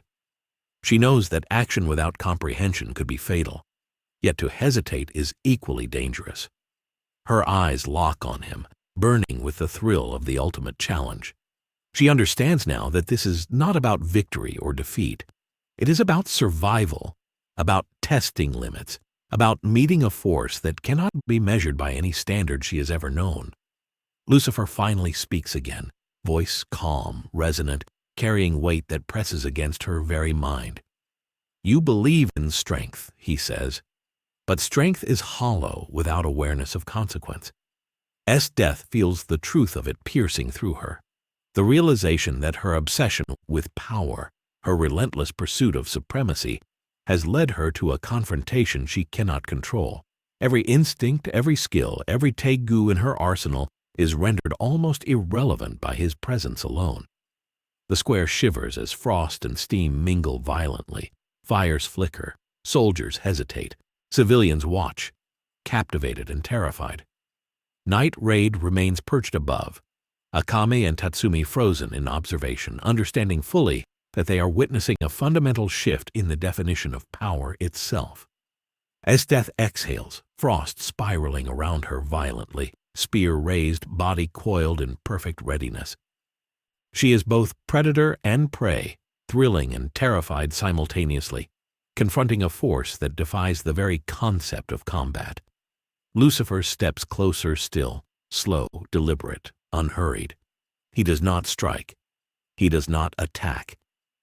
Yet every step seems to pull the world into alignment with him, bending reality in subtle, terrifying ways. Esdeath exerts every ounce of focus, every bit of experience, every shred of instinct. She is ready to strike, yet she knows that conventional attacks may not work. The next moments will define not simply who holds power, but how power itself is understood in a world that has suddenly become incomprehensibly larger than anyone could have imagined. Frost spirals higher, ice cracks along the square's edge, and the air itself seems to hum with tension. The devil and the Empire's strongest general face each other, a predator meeting an unknowable force. Night Raid watches silently, understanding that the consequences of this confrontation will ripple far beyond the square, beyond the city, and perhaps even beyond the Empire itself. Esdeath exhales one final time, spear poised, ready to act, aware that every movement, every decision, and every strike will carry weight far beyond the physical. The world holds its breath as predator meets devil, and the reckoning begins in earnest. The city of the capital quivers under a pressure it cannot name. Streets once teeming with rigid order and unyielding discipline now echo with hesitation, fear, and confusion. Imperial banners hang limp in the night, swaying slightly in a wind that carries no rational pattern. Lucifer moves through the heart of the Empire with an unhurried cadence, his presence alone unraveling decades of carefully constructed hierarchy. Soldiers abandon their posts mid-step, weapons clattering against stone, unable to process the impossibility of their reality. The strongest generals, those who once commanded legions with absolute authority, falter in the square, their minds betraying them as doubt and fear overtake instinct. Inside the Imperial Palace, chaos spreads like wildfire. Courtiers and ministers flee into corridors, clutching ledgers, scrolls, and papers that once symbolized control, now meaningless.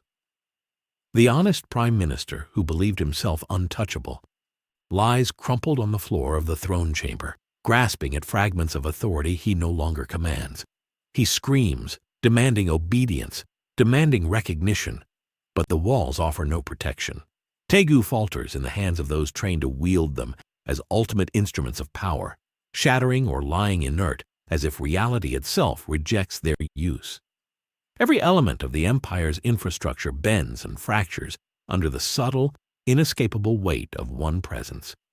Outside, Night Raid watches from the rooftops, hearts hammering in synchrony with the tremors of unfolding chaos. Akame's eyes scan the streets, taking in soldiers dropping weapons mid-patrol, civilians running in confusion, and small skirmishes breaking out as isolated pockets of Imperial authority attempt to assert control. Tatsumi feels a cold knot tighten in his stomach. Every mission, every carefully planned assassination, every strategy the group has executed over the years has prepared them for chaos. But not this. Not for an unraveling of the entire empire without a single blow, struck in conventional combat. The lesson is terrifyingly clear. Power can exist without force, and collapse can arrive silently through presence alone. The sound of panic swells across the city. The Imperial Guards, elite and ruthless, are no longer coordinated. Lines once held with unwavering discipline dissolve into confusion, betrayal, and fear. Soldiers turn on one another as instinct clashes with the sudden awareness that all their training is now irrelevant. Imperial arms, symbols of unquestionable authority, fail completely. Weapons designed to annihilate resistance falter, explode harmlessly, or crumble into dust. Each act of failure propagates panic, and panic spreads faster than any blade or bullet ever could. At the top of the palace steps, Lucifer pauses, observing. His eyes sweep across the city in silence. He does not act to punish, to dominate, or to destroy. He observes, allowing consequence to cascade naturally. Fires burn in scattered districts, the result of accidental confrontations, misfired spells, and soldiers panicking in streets they once controlled.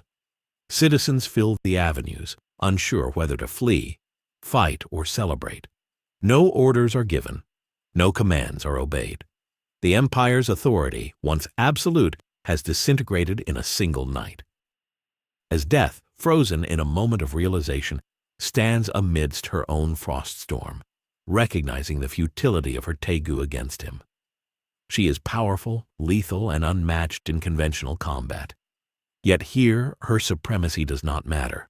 Every strike she imagined, every tactic honed to perfection, has been rendered almost meaningless. Her mind races as she watches soldiers crumble in disarray, civilians scatter, and the streets erupt into chaos. She understands with bone-deep clarity that the empire she has devoted her life to building and protecting is already gone. Night Raid begins to descend from the rooftops, cautiously observing Akame, signaling to proceed without engagement. The group understands that any intervention now could accelerate the collapse, but they also recognize that if this empire built on fear and control falls, it will leave a vacuum with consequences none of them can predict.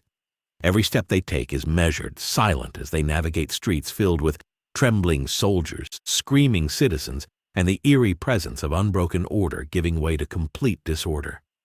In the square, Lucifer remains composed. He does not strike. He does not need to. The empire falls because it is already hollow, because fear and authority were always constructs waiting to be tested, and because one presence, unbound by mortal ambition, has revealed the fragility of all of it.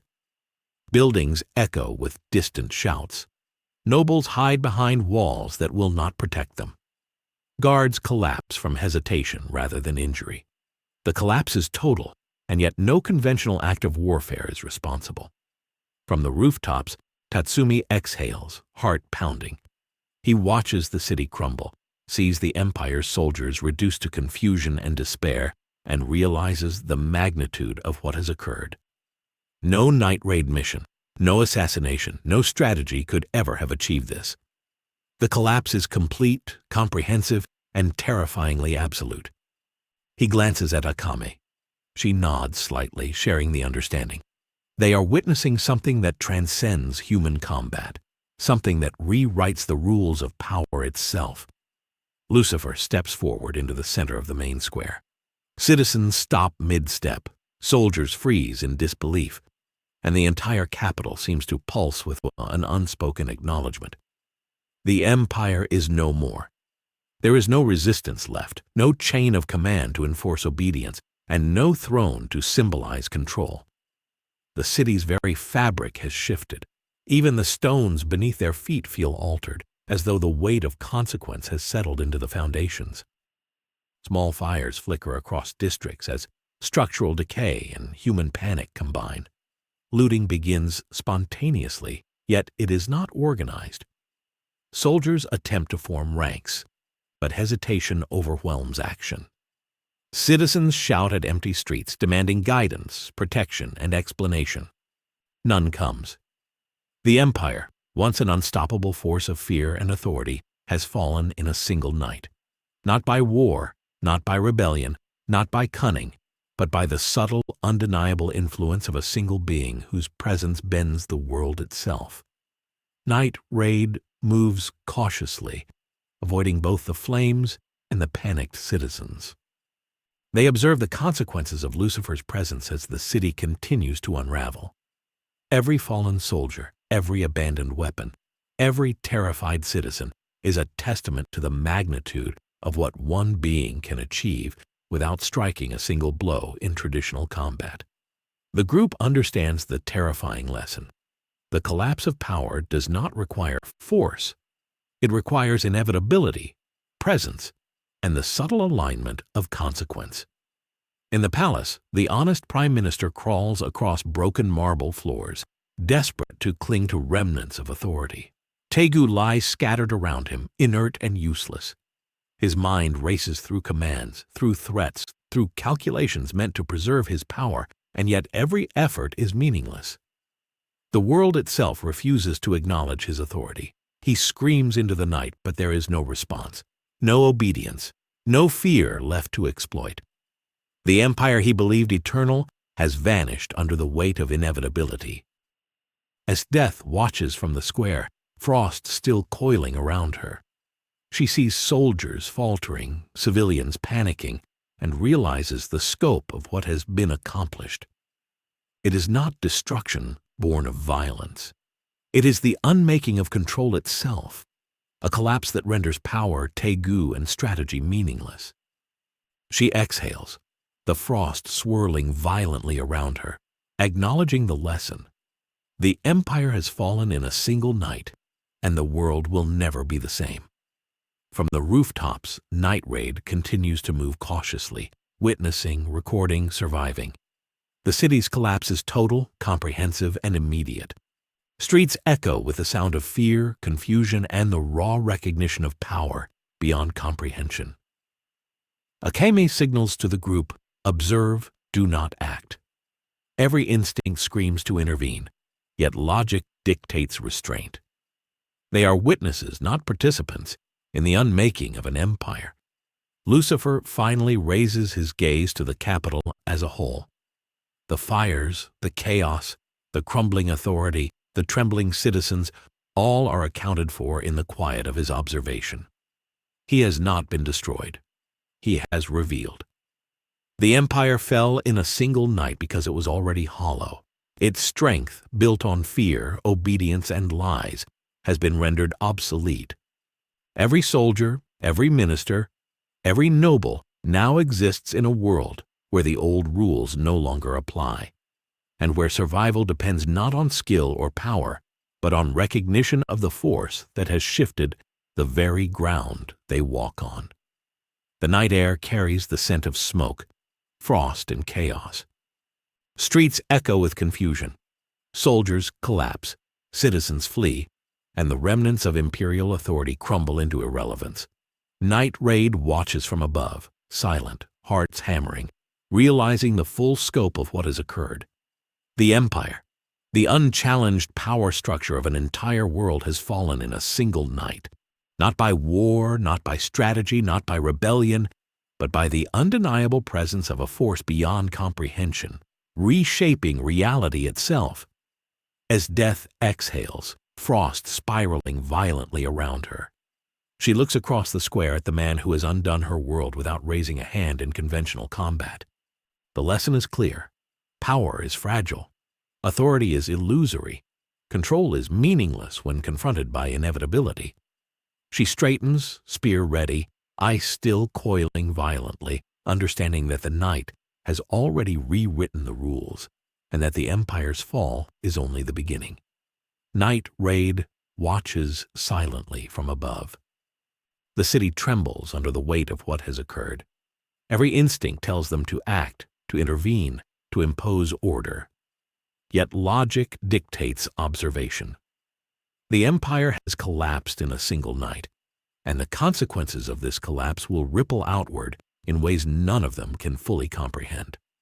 They are witnesses to a reckoning that transcends skill, strategy, and tegu, and the world itself seems to pulse with the awareness that everything has changed forever. The streets of the capital are a swirling tableau of panic and disbelief. Soldiers, trained to respond with precision, move in jerky, ineffective motions, their coordination lost as if an invisible force has dissolved their chain of command. Civilians flee in every direction, some seeking shelter, others attempting to organize resistance, yet all are equally paralyzed by the scope of the disaster unfolding around them. The fires that flare across the districts illuminate the chaos, casting long, unnatural shadows on buildings and streets alike. Smoke curls into the night sky, yet even it seems to bend subtly, as though acknowledging the presence that has reshaped the city without striking a single decisive blow.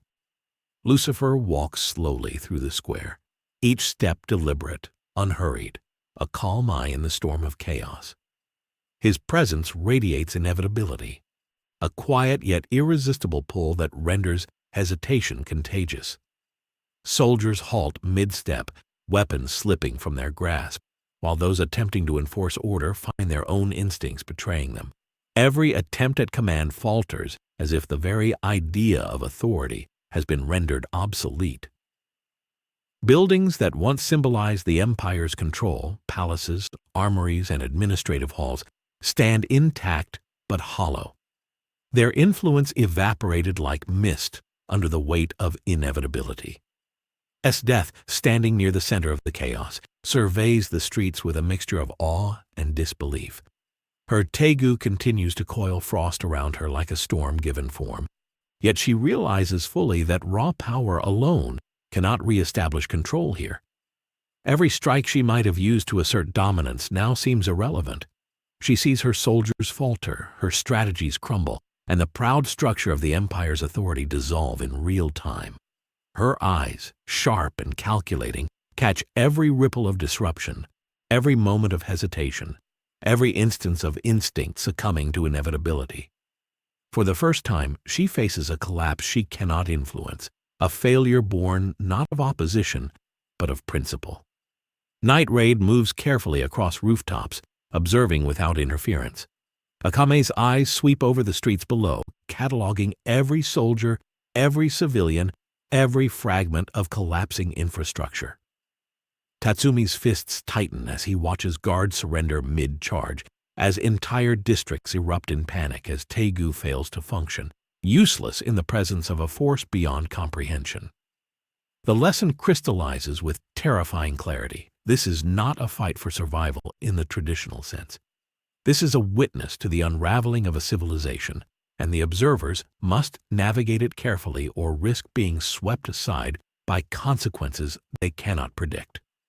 Lucifer stops at the heart of the square, turning slightly to survey the entire capital from a single vantage. He does not raise his hands. He does not command fire, ice, or destruction. Yet the city trembles, fractures, and submits to a reality he dictates simply by being. Soldiers collapse from indecision. Imperial leaders attempt to shout commands that vanish into silence. Civilians scatter, some too terrified to move, some instinctively fleeing towards safety that no longer exists. Even the structures of power, the throne, armories, guard stations, seem inert, stripped of significance. The empire is not destroyed by force. It is unmade by observation, by the subtle pressure of inevitability that cannot be resisted. Esdeath exhales sharply, the frost spiraling violently around her, as she realizes that the empire's fall is absolute. Streets that were once symbols of control and discipline are now chaotic corridors of fear. Soldiers attempt to rally, but hesitation overrides training. Nobles and ministers attempt to organize resistance, but their authority has been nullified. Even Tegu, objects of unimaginable power, lie inert or malfunction, as if reality itself refuses to recognize their existence. She understands with bone-deep clarity that no conventional means of control, no force of arms, no display of strategy can undo what is happening. From the rooftops, Akame and Tatsumi exchange a glance. Night Raid understands that the consequences of this collapse extend far beyond the immediate chaos. The Empire's network of power, intelligence, and influence has dissolved in hours. Communication lines are ineffective. Command structures are fragmented. Soldiers, nobles, and civilians alike face the weight of a world suddenly unmoored, where survival depends not on skill or hierarchy, but on awareness, adaptability, and instinct. Lucifer steps further into the square, his calm presence continuing to radiate across every street, every alley, every plaza. The chaos intensifies not because of active aggression, but because of sheer inevitability. Soldiers turn on one another, attempting to impose order but failing.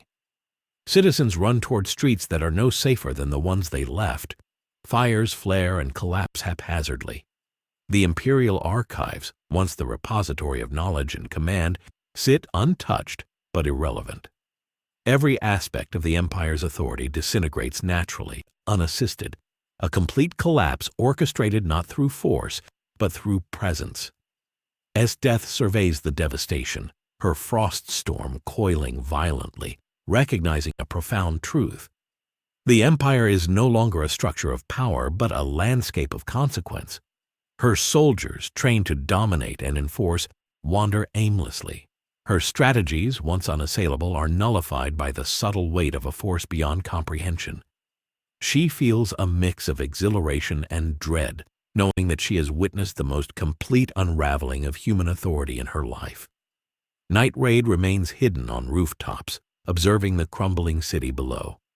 Each member feels the gravity of the collapse. This is not a battle to be won by stealth or assassination. It is a demonstration of what happens when the very principles of order and control are confronted with a force beyond mortal understanding.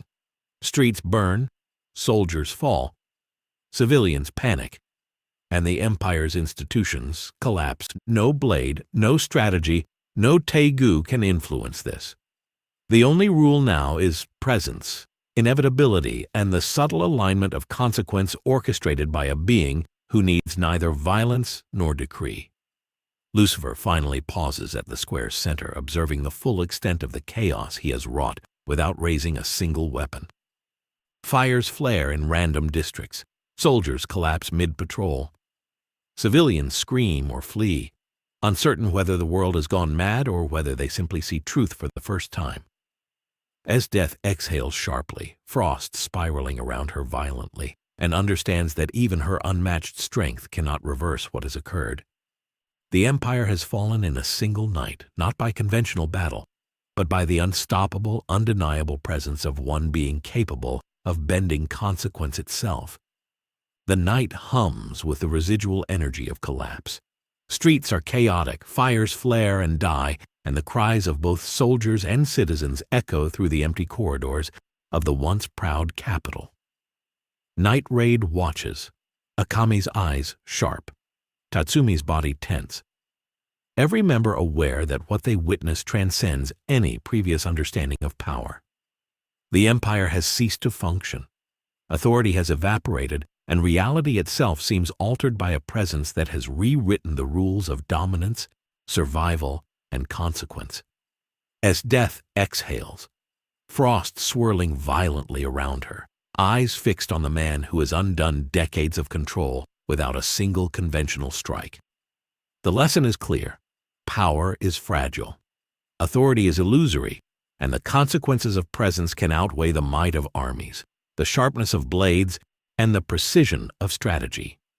She adjusts her stance, frost coiling higher, realizing that the night has already rewritten the rules of the world, and that the Empire's fall is merely the beginning of a reckoning that will ripple through every life in the capital. The aftermath of the initial collapse leaves the capital eerily unrecognizable. Streets that once buzzed with activity now echo only with the distant cries of panic and the crackle of scattered fires. Soldiers, once disciplined and coordinated, stumble through the streets in clusters, their formations dissolved, their chains of command broken beyond repair. The very symbols of the Empire's power, the gates, watchtowers, armories, and administrative halls, stand intact physically, but their authority has evaporated entirely. Every loyalist, every enforcer of order is paralyzed by the sheer weight of inevitability, their training meaningless in the face of a presence that needs no sword to dominate, no command to enforce obedience. Esdeath moves through the square, frost spiraling violently around her, her expression a mixture of exhilaration, awe, and dawning apprehension. She sees the remnants of her soldiers, many of whom had once inspired fear across the Empire, now wandering aimlessly, their weapons slipping from trembling hands. Her tegu, demon's extract, still coils around her, yet even its immense power feels diminished in a world reshaped by Lucifer's presence. Every tactic, every strategy she has ever relied on to maintain control, is rendered nearly irrelevant. She feels a pulse of frustration, but more than that, an intoxicating thrill, the kind that only comes when facing a force truly beyond comprehension.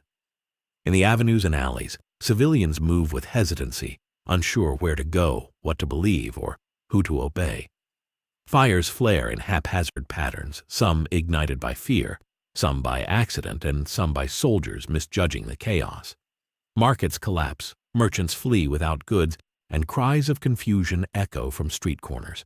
The collapse is complete not through destruction but through revelation. The Empire's authority is a hollow shell, its power an illusion that can be undone simply by the presence of one being, whose will bends reality itself. Night Raid observes silently, moving across rooftops with caution, hearts pounding as they process the enormity of what has occurred. Akame surveys the square, noting every movement, every flicker of hesitation, every fragment of disarray. She recognizes the unprecedented scale of the collapse. The Empire's soldiers, generals, and civilians are not simply beaten, they are undone. Order itself has become impossible.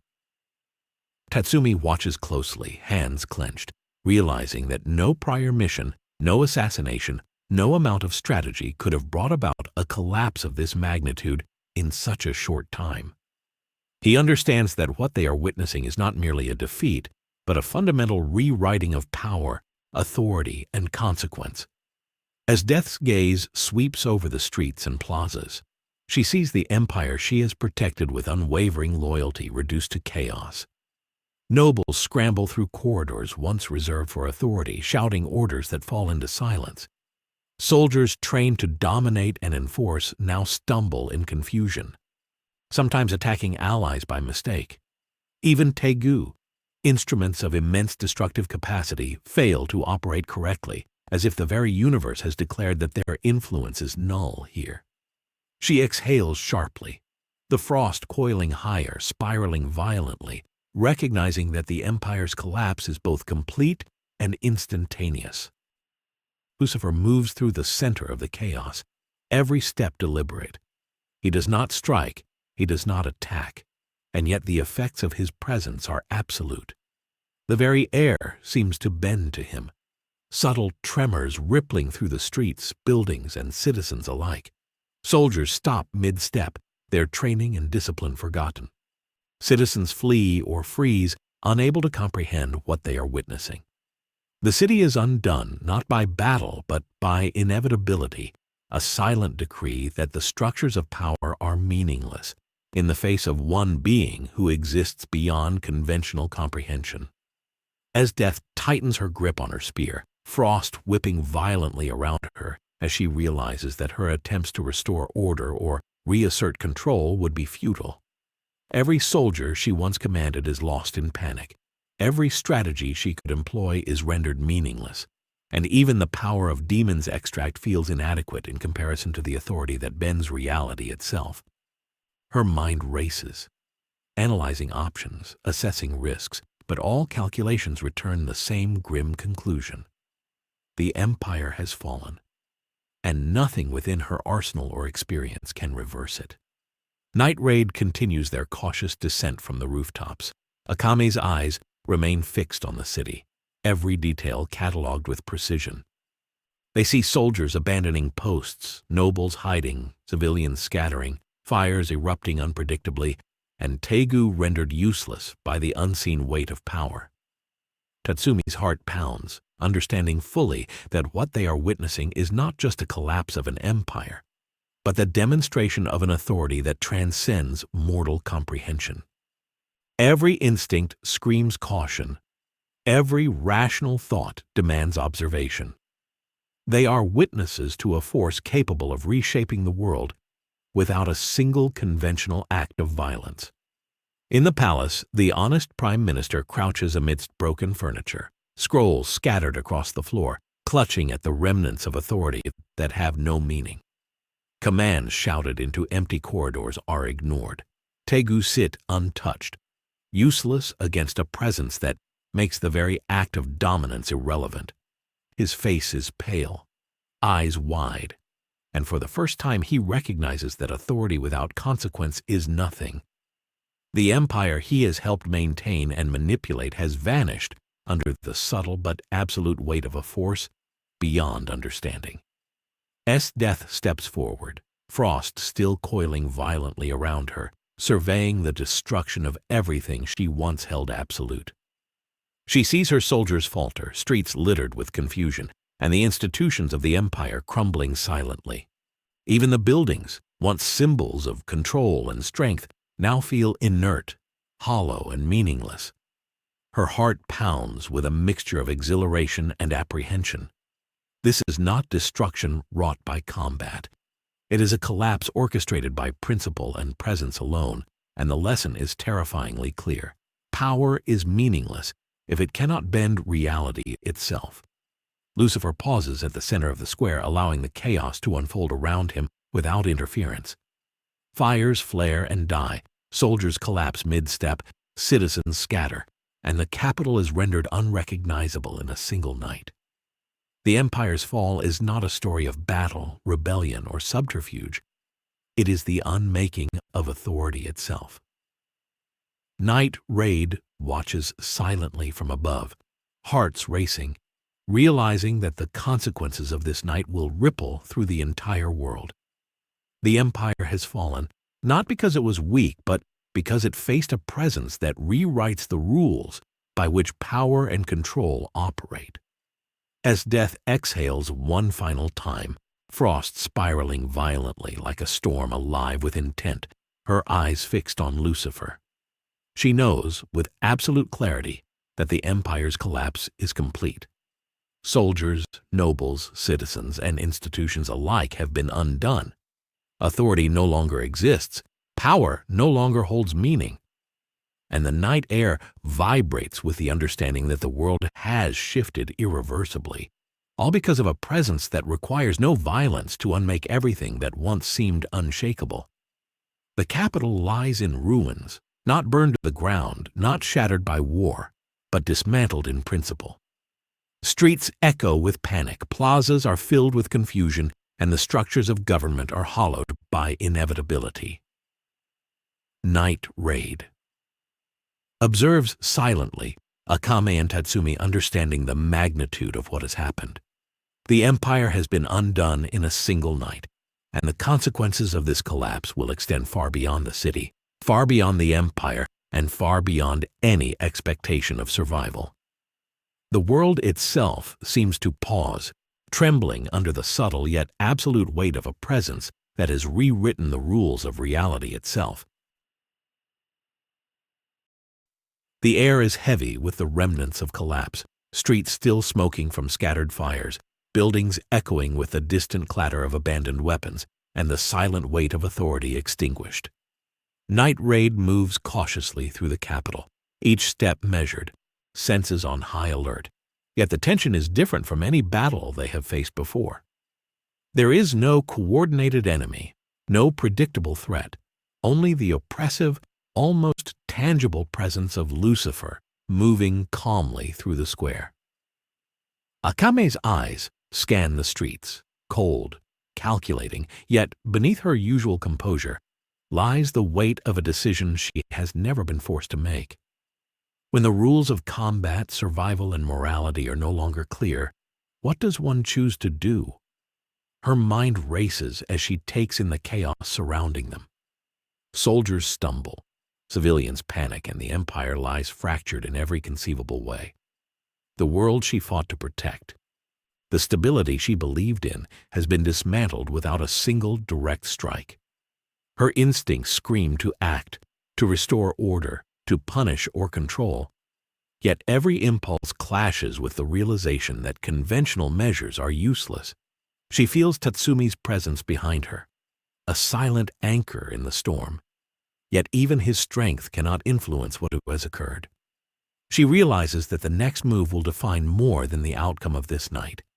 It will define the future of the entire capital and possibly the course of the world itself. Lucifer stops a few meters away, his gaze sweeping over the devastation with quiet interest. He does not speak, does not provoke, yet the subtle pull of inevitability is almost unbearable.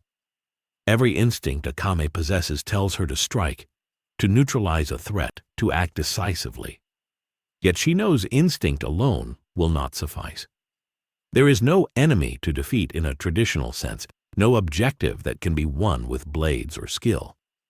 He is not here to destroy, not here to conquer, not even here to dominate in ways that matter in ordinary combat. He is here to challenge principle, to test judgment, to measure consequence itself. Akame exhales, her breath forming faint wisps in the night air, frost and smoke mingling in the streets. She tightens her grip on Murasame, the cursed blade humming faintly. Yet even the power coursing through it feels almost inadequate in the presence of one whose existence bends reality itself. Her mind evaluates every option, every potential path forward, every consequence of action or inaction. To strike could provoke retaliation beyond comprehension. To hold back could allow further unmaking of the world she knows. To hesitate is to risk losing herself entirely. She steps forward, careful, deliberate, each movement measured against both instinct and consequence. The streets around her continue to simmer with chaos, soldiers falling in confusion, civilians fleeing without guidance, and the remnants of imperial authority crumbling completely. Every step she takes is weighted with the knowledge that this is more than a battle. It is a reckoning, a confrontation that requires clarity, resolve, and understanding beyond mere combat skill. Lucifer's gaze finds hers, calm, steady, and infinitely patient. It is not threatening, yet it carries a weight that Akame feels in her chest, in her mind, in the very marrow of her bones. He does not demand obedience. He does not threaten. He does not challenge her strength in conventional terms. He simply exists, and the presence of his existence reshapes the battlefield, reshapes the consequences of every action, and reshapes Akame's understanding of what choice truly means in a world unmoored from conventional rules. Akame pauses, Murasame held at her side, the cursed blade whispering faintly as if responding to her uncertainty. Every instinct she has relied on for years, the assassin's precision, the fighter's resolve, the soldier's discipline, tells her to act, to strike, to eliminate what cannot be defeated. Yet another voice, quieter, deeper, more profound, reminds her that this is no ordinary enemy. To act recklessly would invite consequences she cannot control. To hesitate indefinitely would risk moral collapse, losing the essence of the person she has fought to remain. Night Raid watches from the rooftops, silent, tense, understanding that Akame's decision is no longer about survival, no longer about strategy, no longer about winning a battle. It is about judgment. It is about defining her own principles in a moment where the world itself has been rewritten. Tatsumi shifts slightly, his concern evident, yet he knows that the choice rests on Akame's shoulders alone. She is the one with the clarity to assess what is necessary, the wisdom to weigh consequence against instinct, and the courage to act when every possible option carries grave uncertainty. She steps further into the square, frost and smoke swirling around her like a living force, her movements precise, her focus absolute. Soldiers nearby halt instinctively at her approach, unsure whether she is an ally, an enemy, or a force beyond definition. Civilians freeze mid-step, sensing a calm amid chaos that seems almost unnatural.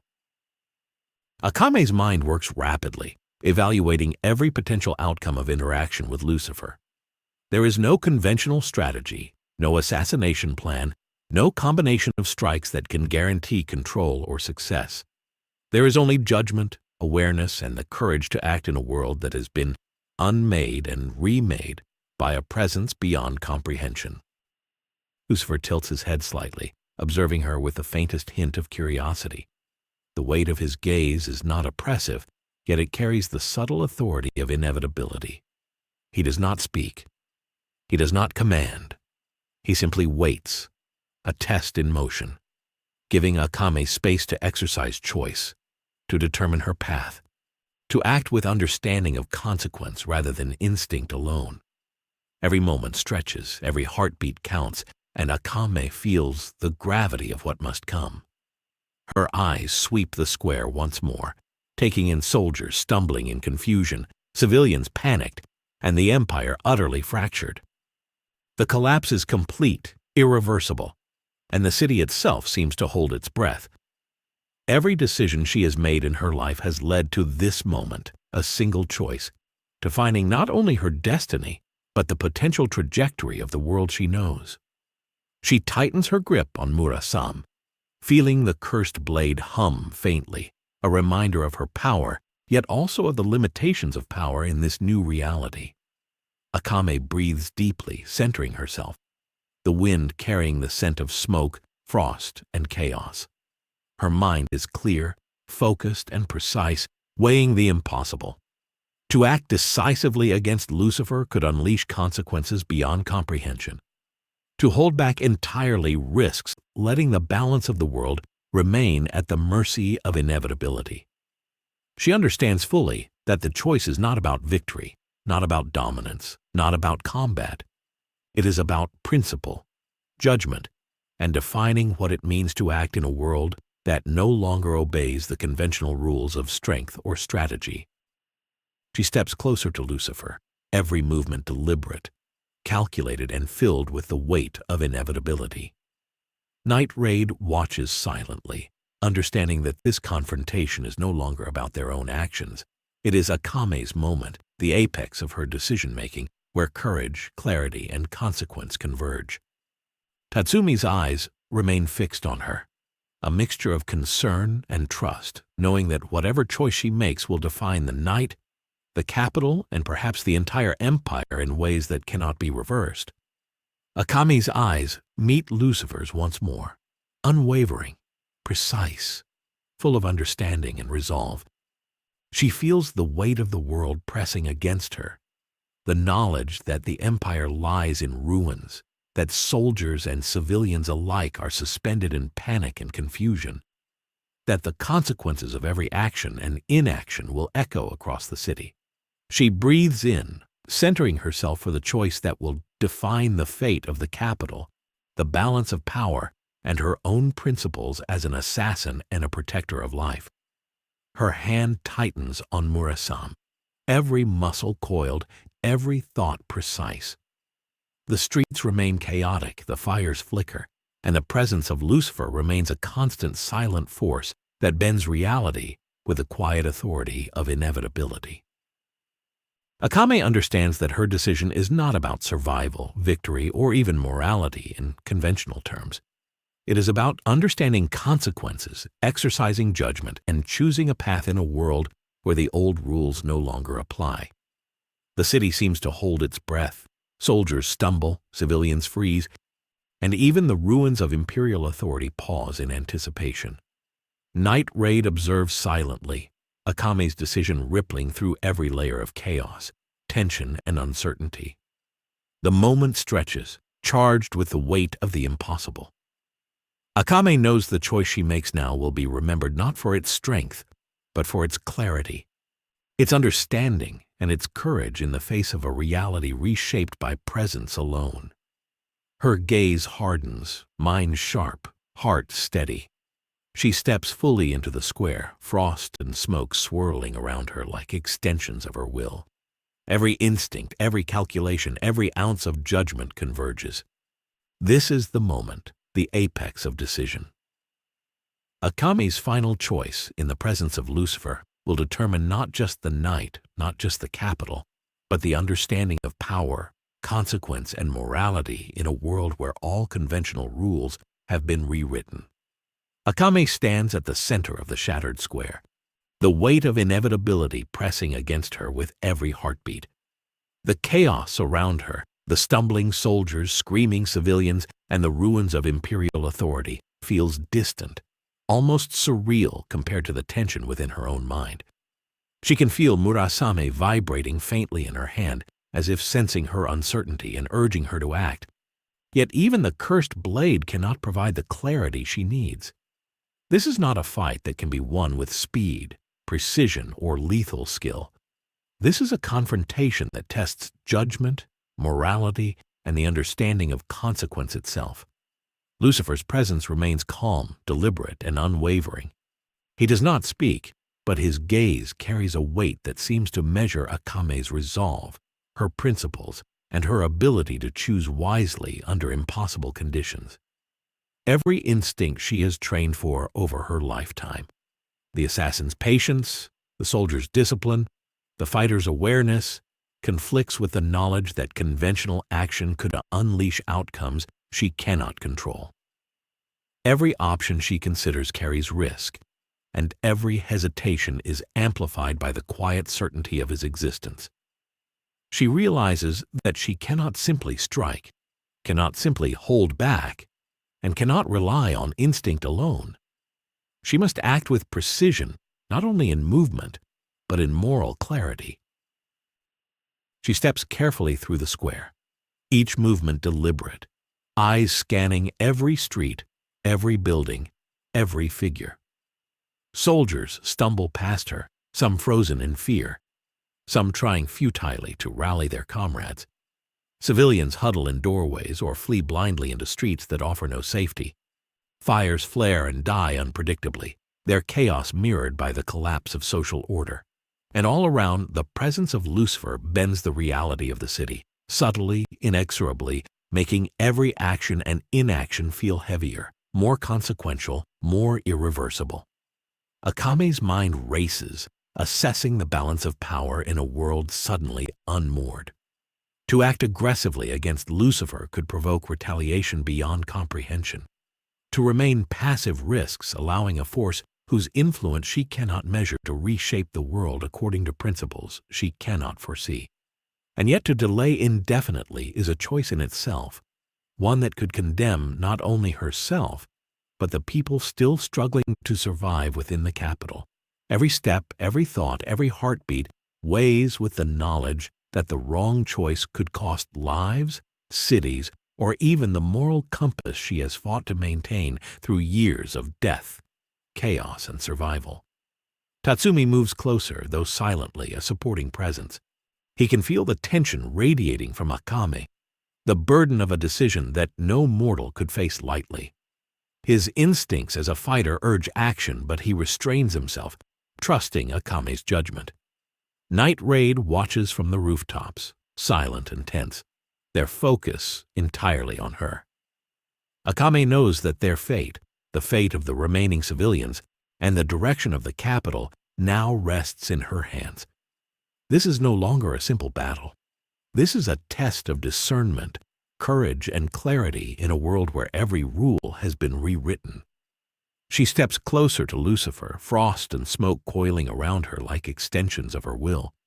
Her movements are precise, measured, and controlled, yet every instinct rebels at the immensity of the moment. The streets around them remain frozen in the uneasy balance between chaos and observation. Soldiers, civilians, and remnants of the empire move like pieces on a board whose rules have been erased. Every motion she makes, every decision she weighs, ripples outward, subtly influencing the reactions of those around her, yet the full consequences remain hidden until her choice is made. Akame's eyes lock on Lucifer's, and she senses with an almost physical clarity that this is not a conventional confrontation. He does not challenge strength, does not provoke combat, does not test skill in any measurable way. He tests principle, judgment, and the understanding of consequence. She can feel the weight of inevitability pressing down upon her, the quiet truth that no ordinary action will suffice. Whatever she chooses must be deliberate, considered, and executed with full awareness of its ramifications, because the fate of the capital and its people, the remnants of Night Raid, and even her own moral integrity are all intertwined with this singular decision. Akame inhales deeply, centering herself, letting the chaos and the weight of expectation settle into clarity rather than panic. She surveys the streets once more, noting the soldiers still struggling to regain composure, civilians hiding in doorways, and the overall collapse of order. She realizes that her choice cannot simply be about who lives or dies, who wins or loses, or what the immediate tactical outcome might be. It must be about understanding the larger truth of this moment, that the world has been reshaped, that conventional authority no longer functions, and that the proper use of power in this new reality requires wisdom rather than instinct alone. Every option stretches before her like a web, each path branching infinitely, each action and inaction carrying consequences she cannot fully predict. To strike, to intervene, to act with aggression risks catastrophic outcomes. To do nothing risks surrendering moral responsibility to a force beyond comprehension. To choose selectively, to act with measured precision, demands insight, patience, and courage she has never needed in combat before. She feels the weight of every life, every soldier, every civilian, and every fragment of the Empire's ruined authority pressing on her shoulders. Her hand tightens on Murasame, the cursed blade humming faintly as if resonating with her inner deliberation. The sword is a tool, powerful and precise, yet at this moment it cannot dictate the outcome. The choice lies entirely with her, and she understands fully that this is not a matter of skill or strength. It is a matter of judgment, principle, and the courage to act when the world itself has become unrecognizable. Lucifer observes her calmly, the subtle pressure of inevitability radiating outward, bending perception, influencing reactions, and weighing consequences without overt action. Every instinct she has relied on in battle is tested, every moral principle is scrutinized, and every ounce of judgment she possesses is brought to bear. Akame knows with absolute clarity that the decision she makes now will define not only her own future, but the trajectory of the capital, night raid, and perhaps even the balance of power in a world shaken to its foundations. The night stretches on, the city trembling under the weight of unresolved authority and smoldering chaos. Soldiers collapse, civilians flee, and the remnants of the Empire lie broken, waiting for a decision to crystallize, for judgment to be exercised. Akame breathes deeply, centering herself, her eyes locking on Lucifer, her hand steady on Murasame. Every instinct, every calculation, every fragment of her moral and tactical understanding converges. The moment has arrived, the apex of decision, the intersection of judgment and consequence, the point where Akame's final choice will echo across the city, the Empire, and the lives that remain to witness the night of unprecedented collapse.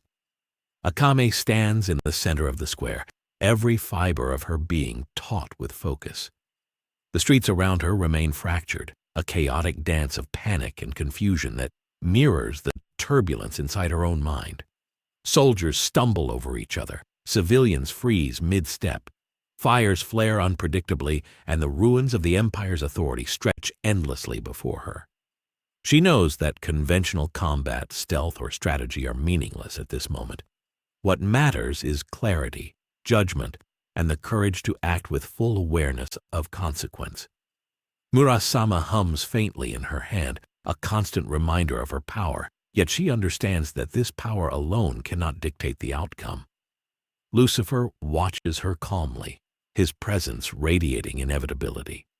He does not speak, does not threaten, does not challenge her strength in conventional terms. He is a measure of principle, consequence, and understanding. Akame feels the subtle pull of his presence pressing on her mind, bending her awareness, forcing her to weigh every possible outcome before taking a single step. Every soldier, every civilian, every remnant of the Empire's hierarchy is caught in the gravitational pull of her decision. At this moment, Akame is not just an assassin, not just a warrior, not just a member of Night Raid. She is a fulcrum upon which the fate of the capital and all who inhabit it balances. She takes a slow, deliberate breath, centering herself. The chaos around her continues unabated, yet within that turmoil she finds a strange clarity. To act recklessly would invite disaster. To remain passive would invite stagnation and moral compromise. She realizes that her choice must navigate a delicate balance. It must assert control without arrogance, enforce principle without tyranny, and protect lives without sacrificing judgment. The weight of years of training, of battles fought, of lives saved and lost, converges in this single apex of decision-making. Akame steps forward, frost and smoke swirling around her, as if reflecting the storm of thought within her mind. She surveys the capital one last time, noting the soldiers stumbling in confusion, the civilians panicking, the remnants of the empire fractured beyond repair. She understands that the path she chooses now will not merely affect the night or the city, it will define the principles by which power is exercised in a world that has been rewritten by presence and inevitability. Her hand tightens on Murasame, and with every heartbeat she weighs not only the tactical consequences, but the moral ones. Lucifer tilts his head slightly, observing her with a quiet curiosity. His calm demeanor contrasts sharply with the chaos around them, a reminder that his power is not in destruction, but in revelation. Every instinct in Akame's body urges her to act, yet every principle in her mind reminds her that this is not a fight to be won by blades alone. It is a judgment call, a decision that transcends strength, skill, and conventional strategy. The lives of countless civilians, the remaining fragments of the empire, and even the future of Night Raid rest on the clarity of her choice. Akame breathes again, deeper this time, feeling the cold night air mingle with the subtle frost clinging to her form. She lifts Murasame slightly, the cursed blade gleaming faintly under the flickering fires around them. Her eyes narrow, not in anger, not in fear, but in determination. She understands now that the correct course is not simply to strike or hold back. It is to assert judgment in a way that restores balance without inviting catastrophe. She moves forward with precise intention, positioning herself to influence the chaos with a combination of calculated action and unwavering principle. Soldiers and civilians alike pause at the subtle shift in her presence. Even in the disarray of a city unmade, there is a recognition of authority in Akame's stance, a silent assertion that someone still possesses clarity amid the storm. Lucifer's presence does not waver. If anything, it amplifies the weight of choice pressing upon her. Every step she takes is deliberate, every motion calculated, every thought aligned with the understanding that the moment she acts, the balance of the entire capital will pivot in ways that cannot be undone. Her hand tightens once more on Murasame, and her decision crystallizes. She will not act recklessly. She will not hesitate indefinitely, and she will not cede control of principle to inevitability alone. She steps forward, her presence radiating calm and precision, and executes her choice with the quiet authority of one who understands consequence as intimately as action. Soldiers instinctively realign. Civilians pause and follow subtle guidance, and the chaos begins to bend, not because it is subdued by force, but because clarity, judgment, and decisive principle have been exercised at the precise moment needed to tip the scales. Lucifer observes, his expression faintly approving, the subtle inevitability of his presence now intersecting with the conscious, deliberate authority of Akame's choice. The city trembles, not with destruction, but with a realignment of consequence. Chaos is transformed into a tense, controlled order, not complete restoration, not absolute power, but a new equilibrium forged through wisdom rather than combat. The capital, though fractured, is guided into a path where lives may yet be preserved, where authority is reshaped, and where the principle of action guided by judgment has replaced the blind tyranny of inevitability. Akame exhales, frost spiraling softly around her, and for the first time in hours, she allows herself a moment to acknowledge the weight of what she has accomplished. The streets remain alive with tension, soldiers and civilians alike adapting to the new flow of order. But there is clarity now, a structure born not of fear, but of deliberate, conscious choice. Night Raid. watches from the rooftops, hearts pounding, knowing that Akame has not merely survived, not merely acted, but redefined the very meaning of action and consequence in a world that had been rewritten by a force beyond comprehension. Her eyes meet Lucifer's one final time. There is mutual recognition, not of victory, not of dominance, but of understanding. He has tested principle, judgment, and moral clarity. She has responded not with power alone, but with wisdom, courage, and an awareness of consequence that even his presence could not override. The night air hums with the quiet energy of resolution, the city trembling subtly under the weight of choices made and consequences balanced. Akame stands tall, the embodiment of judgment and clarity amid chaos, a single figure whose decision has reshaped the capital, preserved lives, and restored equilibrium without the need for destruction. The fires continue to flicker in the streets, smoke curling toward the darkened sky, yet a new order hums faintly through the alleys and plazas. Soldiers, guided subtly by Akame's decisive presence, begin to stabilize, and civilians cautiously emerge from hiding, sensing a thread of control weaving through the ruins of the empire. Even the remnants of imperial authority, hollow as they are, begin to align with the subtle order imposed by clarity and judgment rather than brute force. Night Raid gathers silently, recognizing that the events of the night have redefined the parameters of power, morality, and consequence in ways none of them could have predicted. Lucifer turns slowly, the faintest hint of a smile on his face, and begins to step away from the square, leaving behind a city irrevocably changed, a collapse averted from total catastrophe by a single act of moral clarity and decisive judgment. Akame lowers Murasame, frost dissipating gently as she watches him depart. She knows that this night will echo in her memory forever. The night the empire fell in a single night. The night Night Raid witnessed power beyond comprehension. And the night she made a choice that balanced principle against inevitability with unwavering precision. The camera pans across the capital, streets still smoking, soldiers stabilizing, civilians cautiously emerging, and Night Raid standing atop the rooftops, observing the aftermath. The empire is fractured, but order, fragile, tenuous, and redefined, remains. Akame's final choice has not merely survived the night, it has restored equilibrium to a world where authority had crumbled and consequence had gone unchecked. The night grows quiet, fires smolder, frost dissipates, and in the center of the capital, Akame stands tall, the weight of her choice settling like a mantle on her shoulders, a silent testament to courage, judgment, and the power of decisive principle in a world reshaped by presence.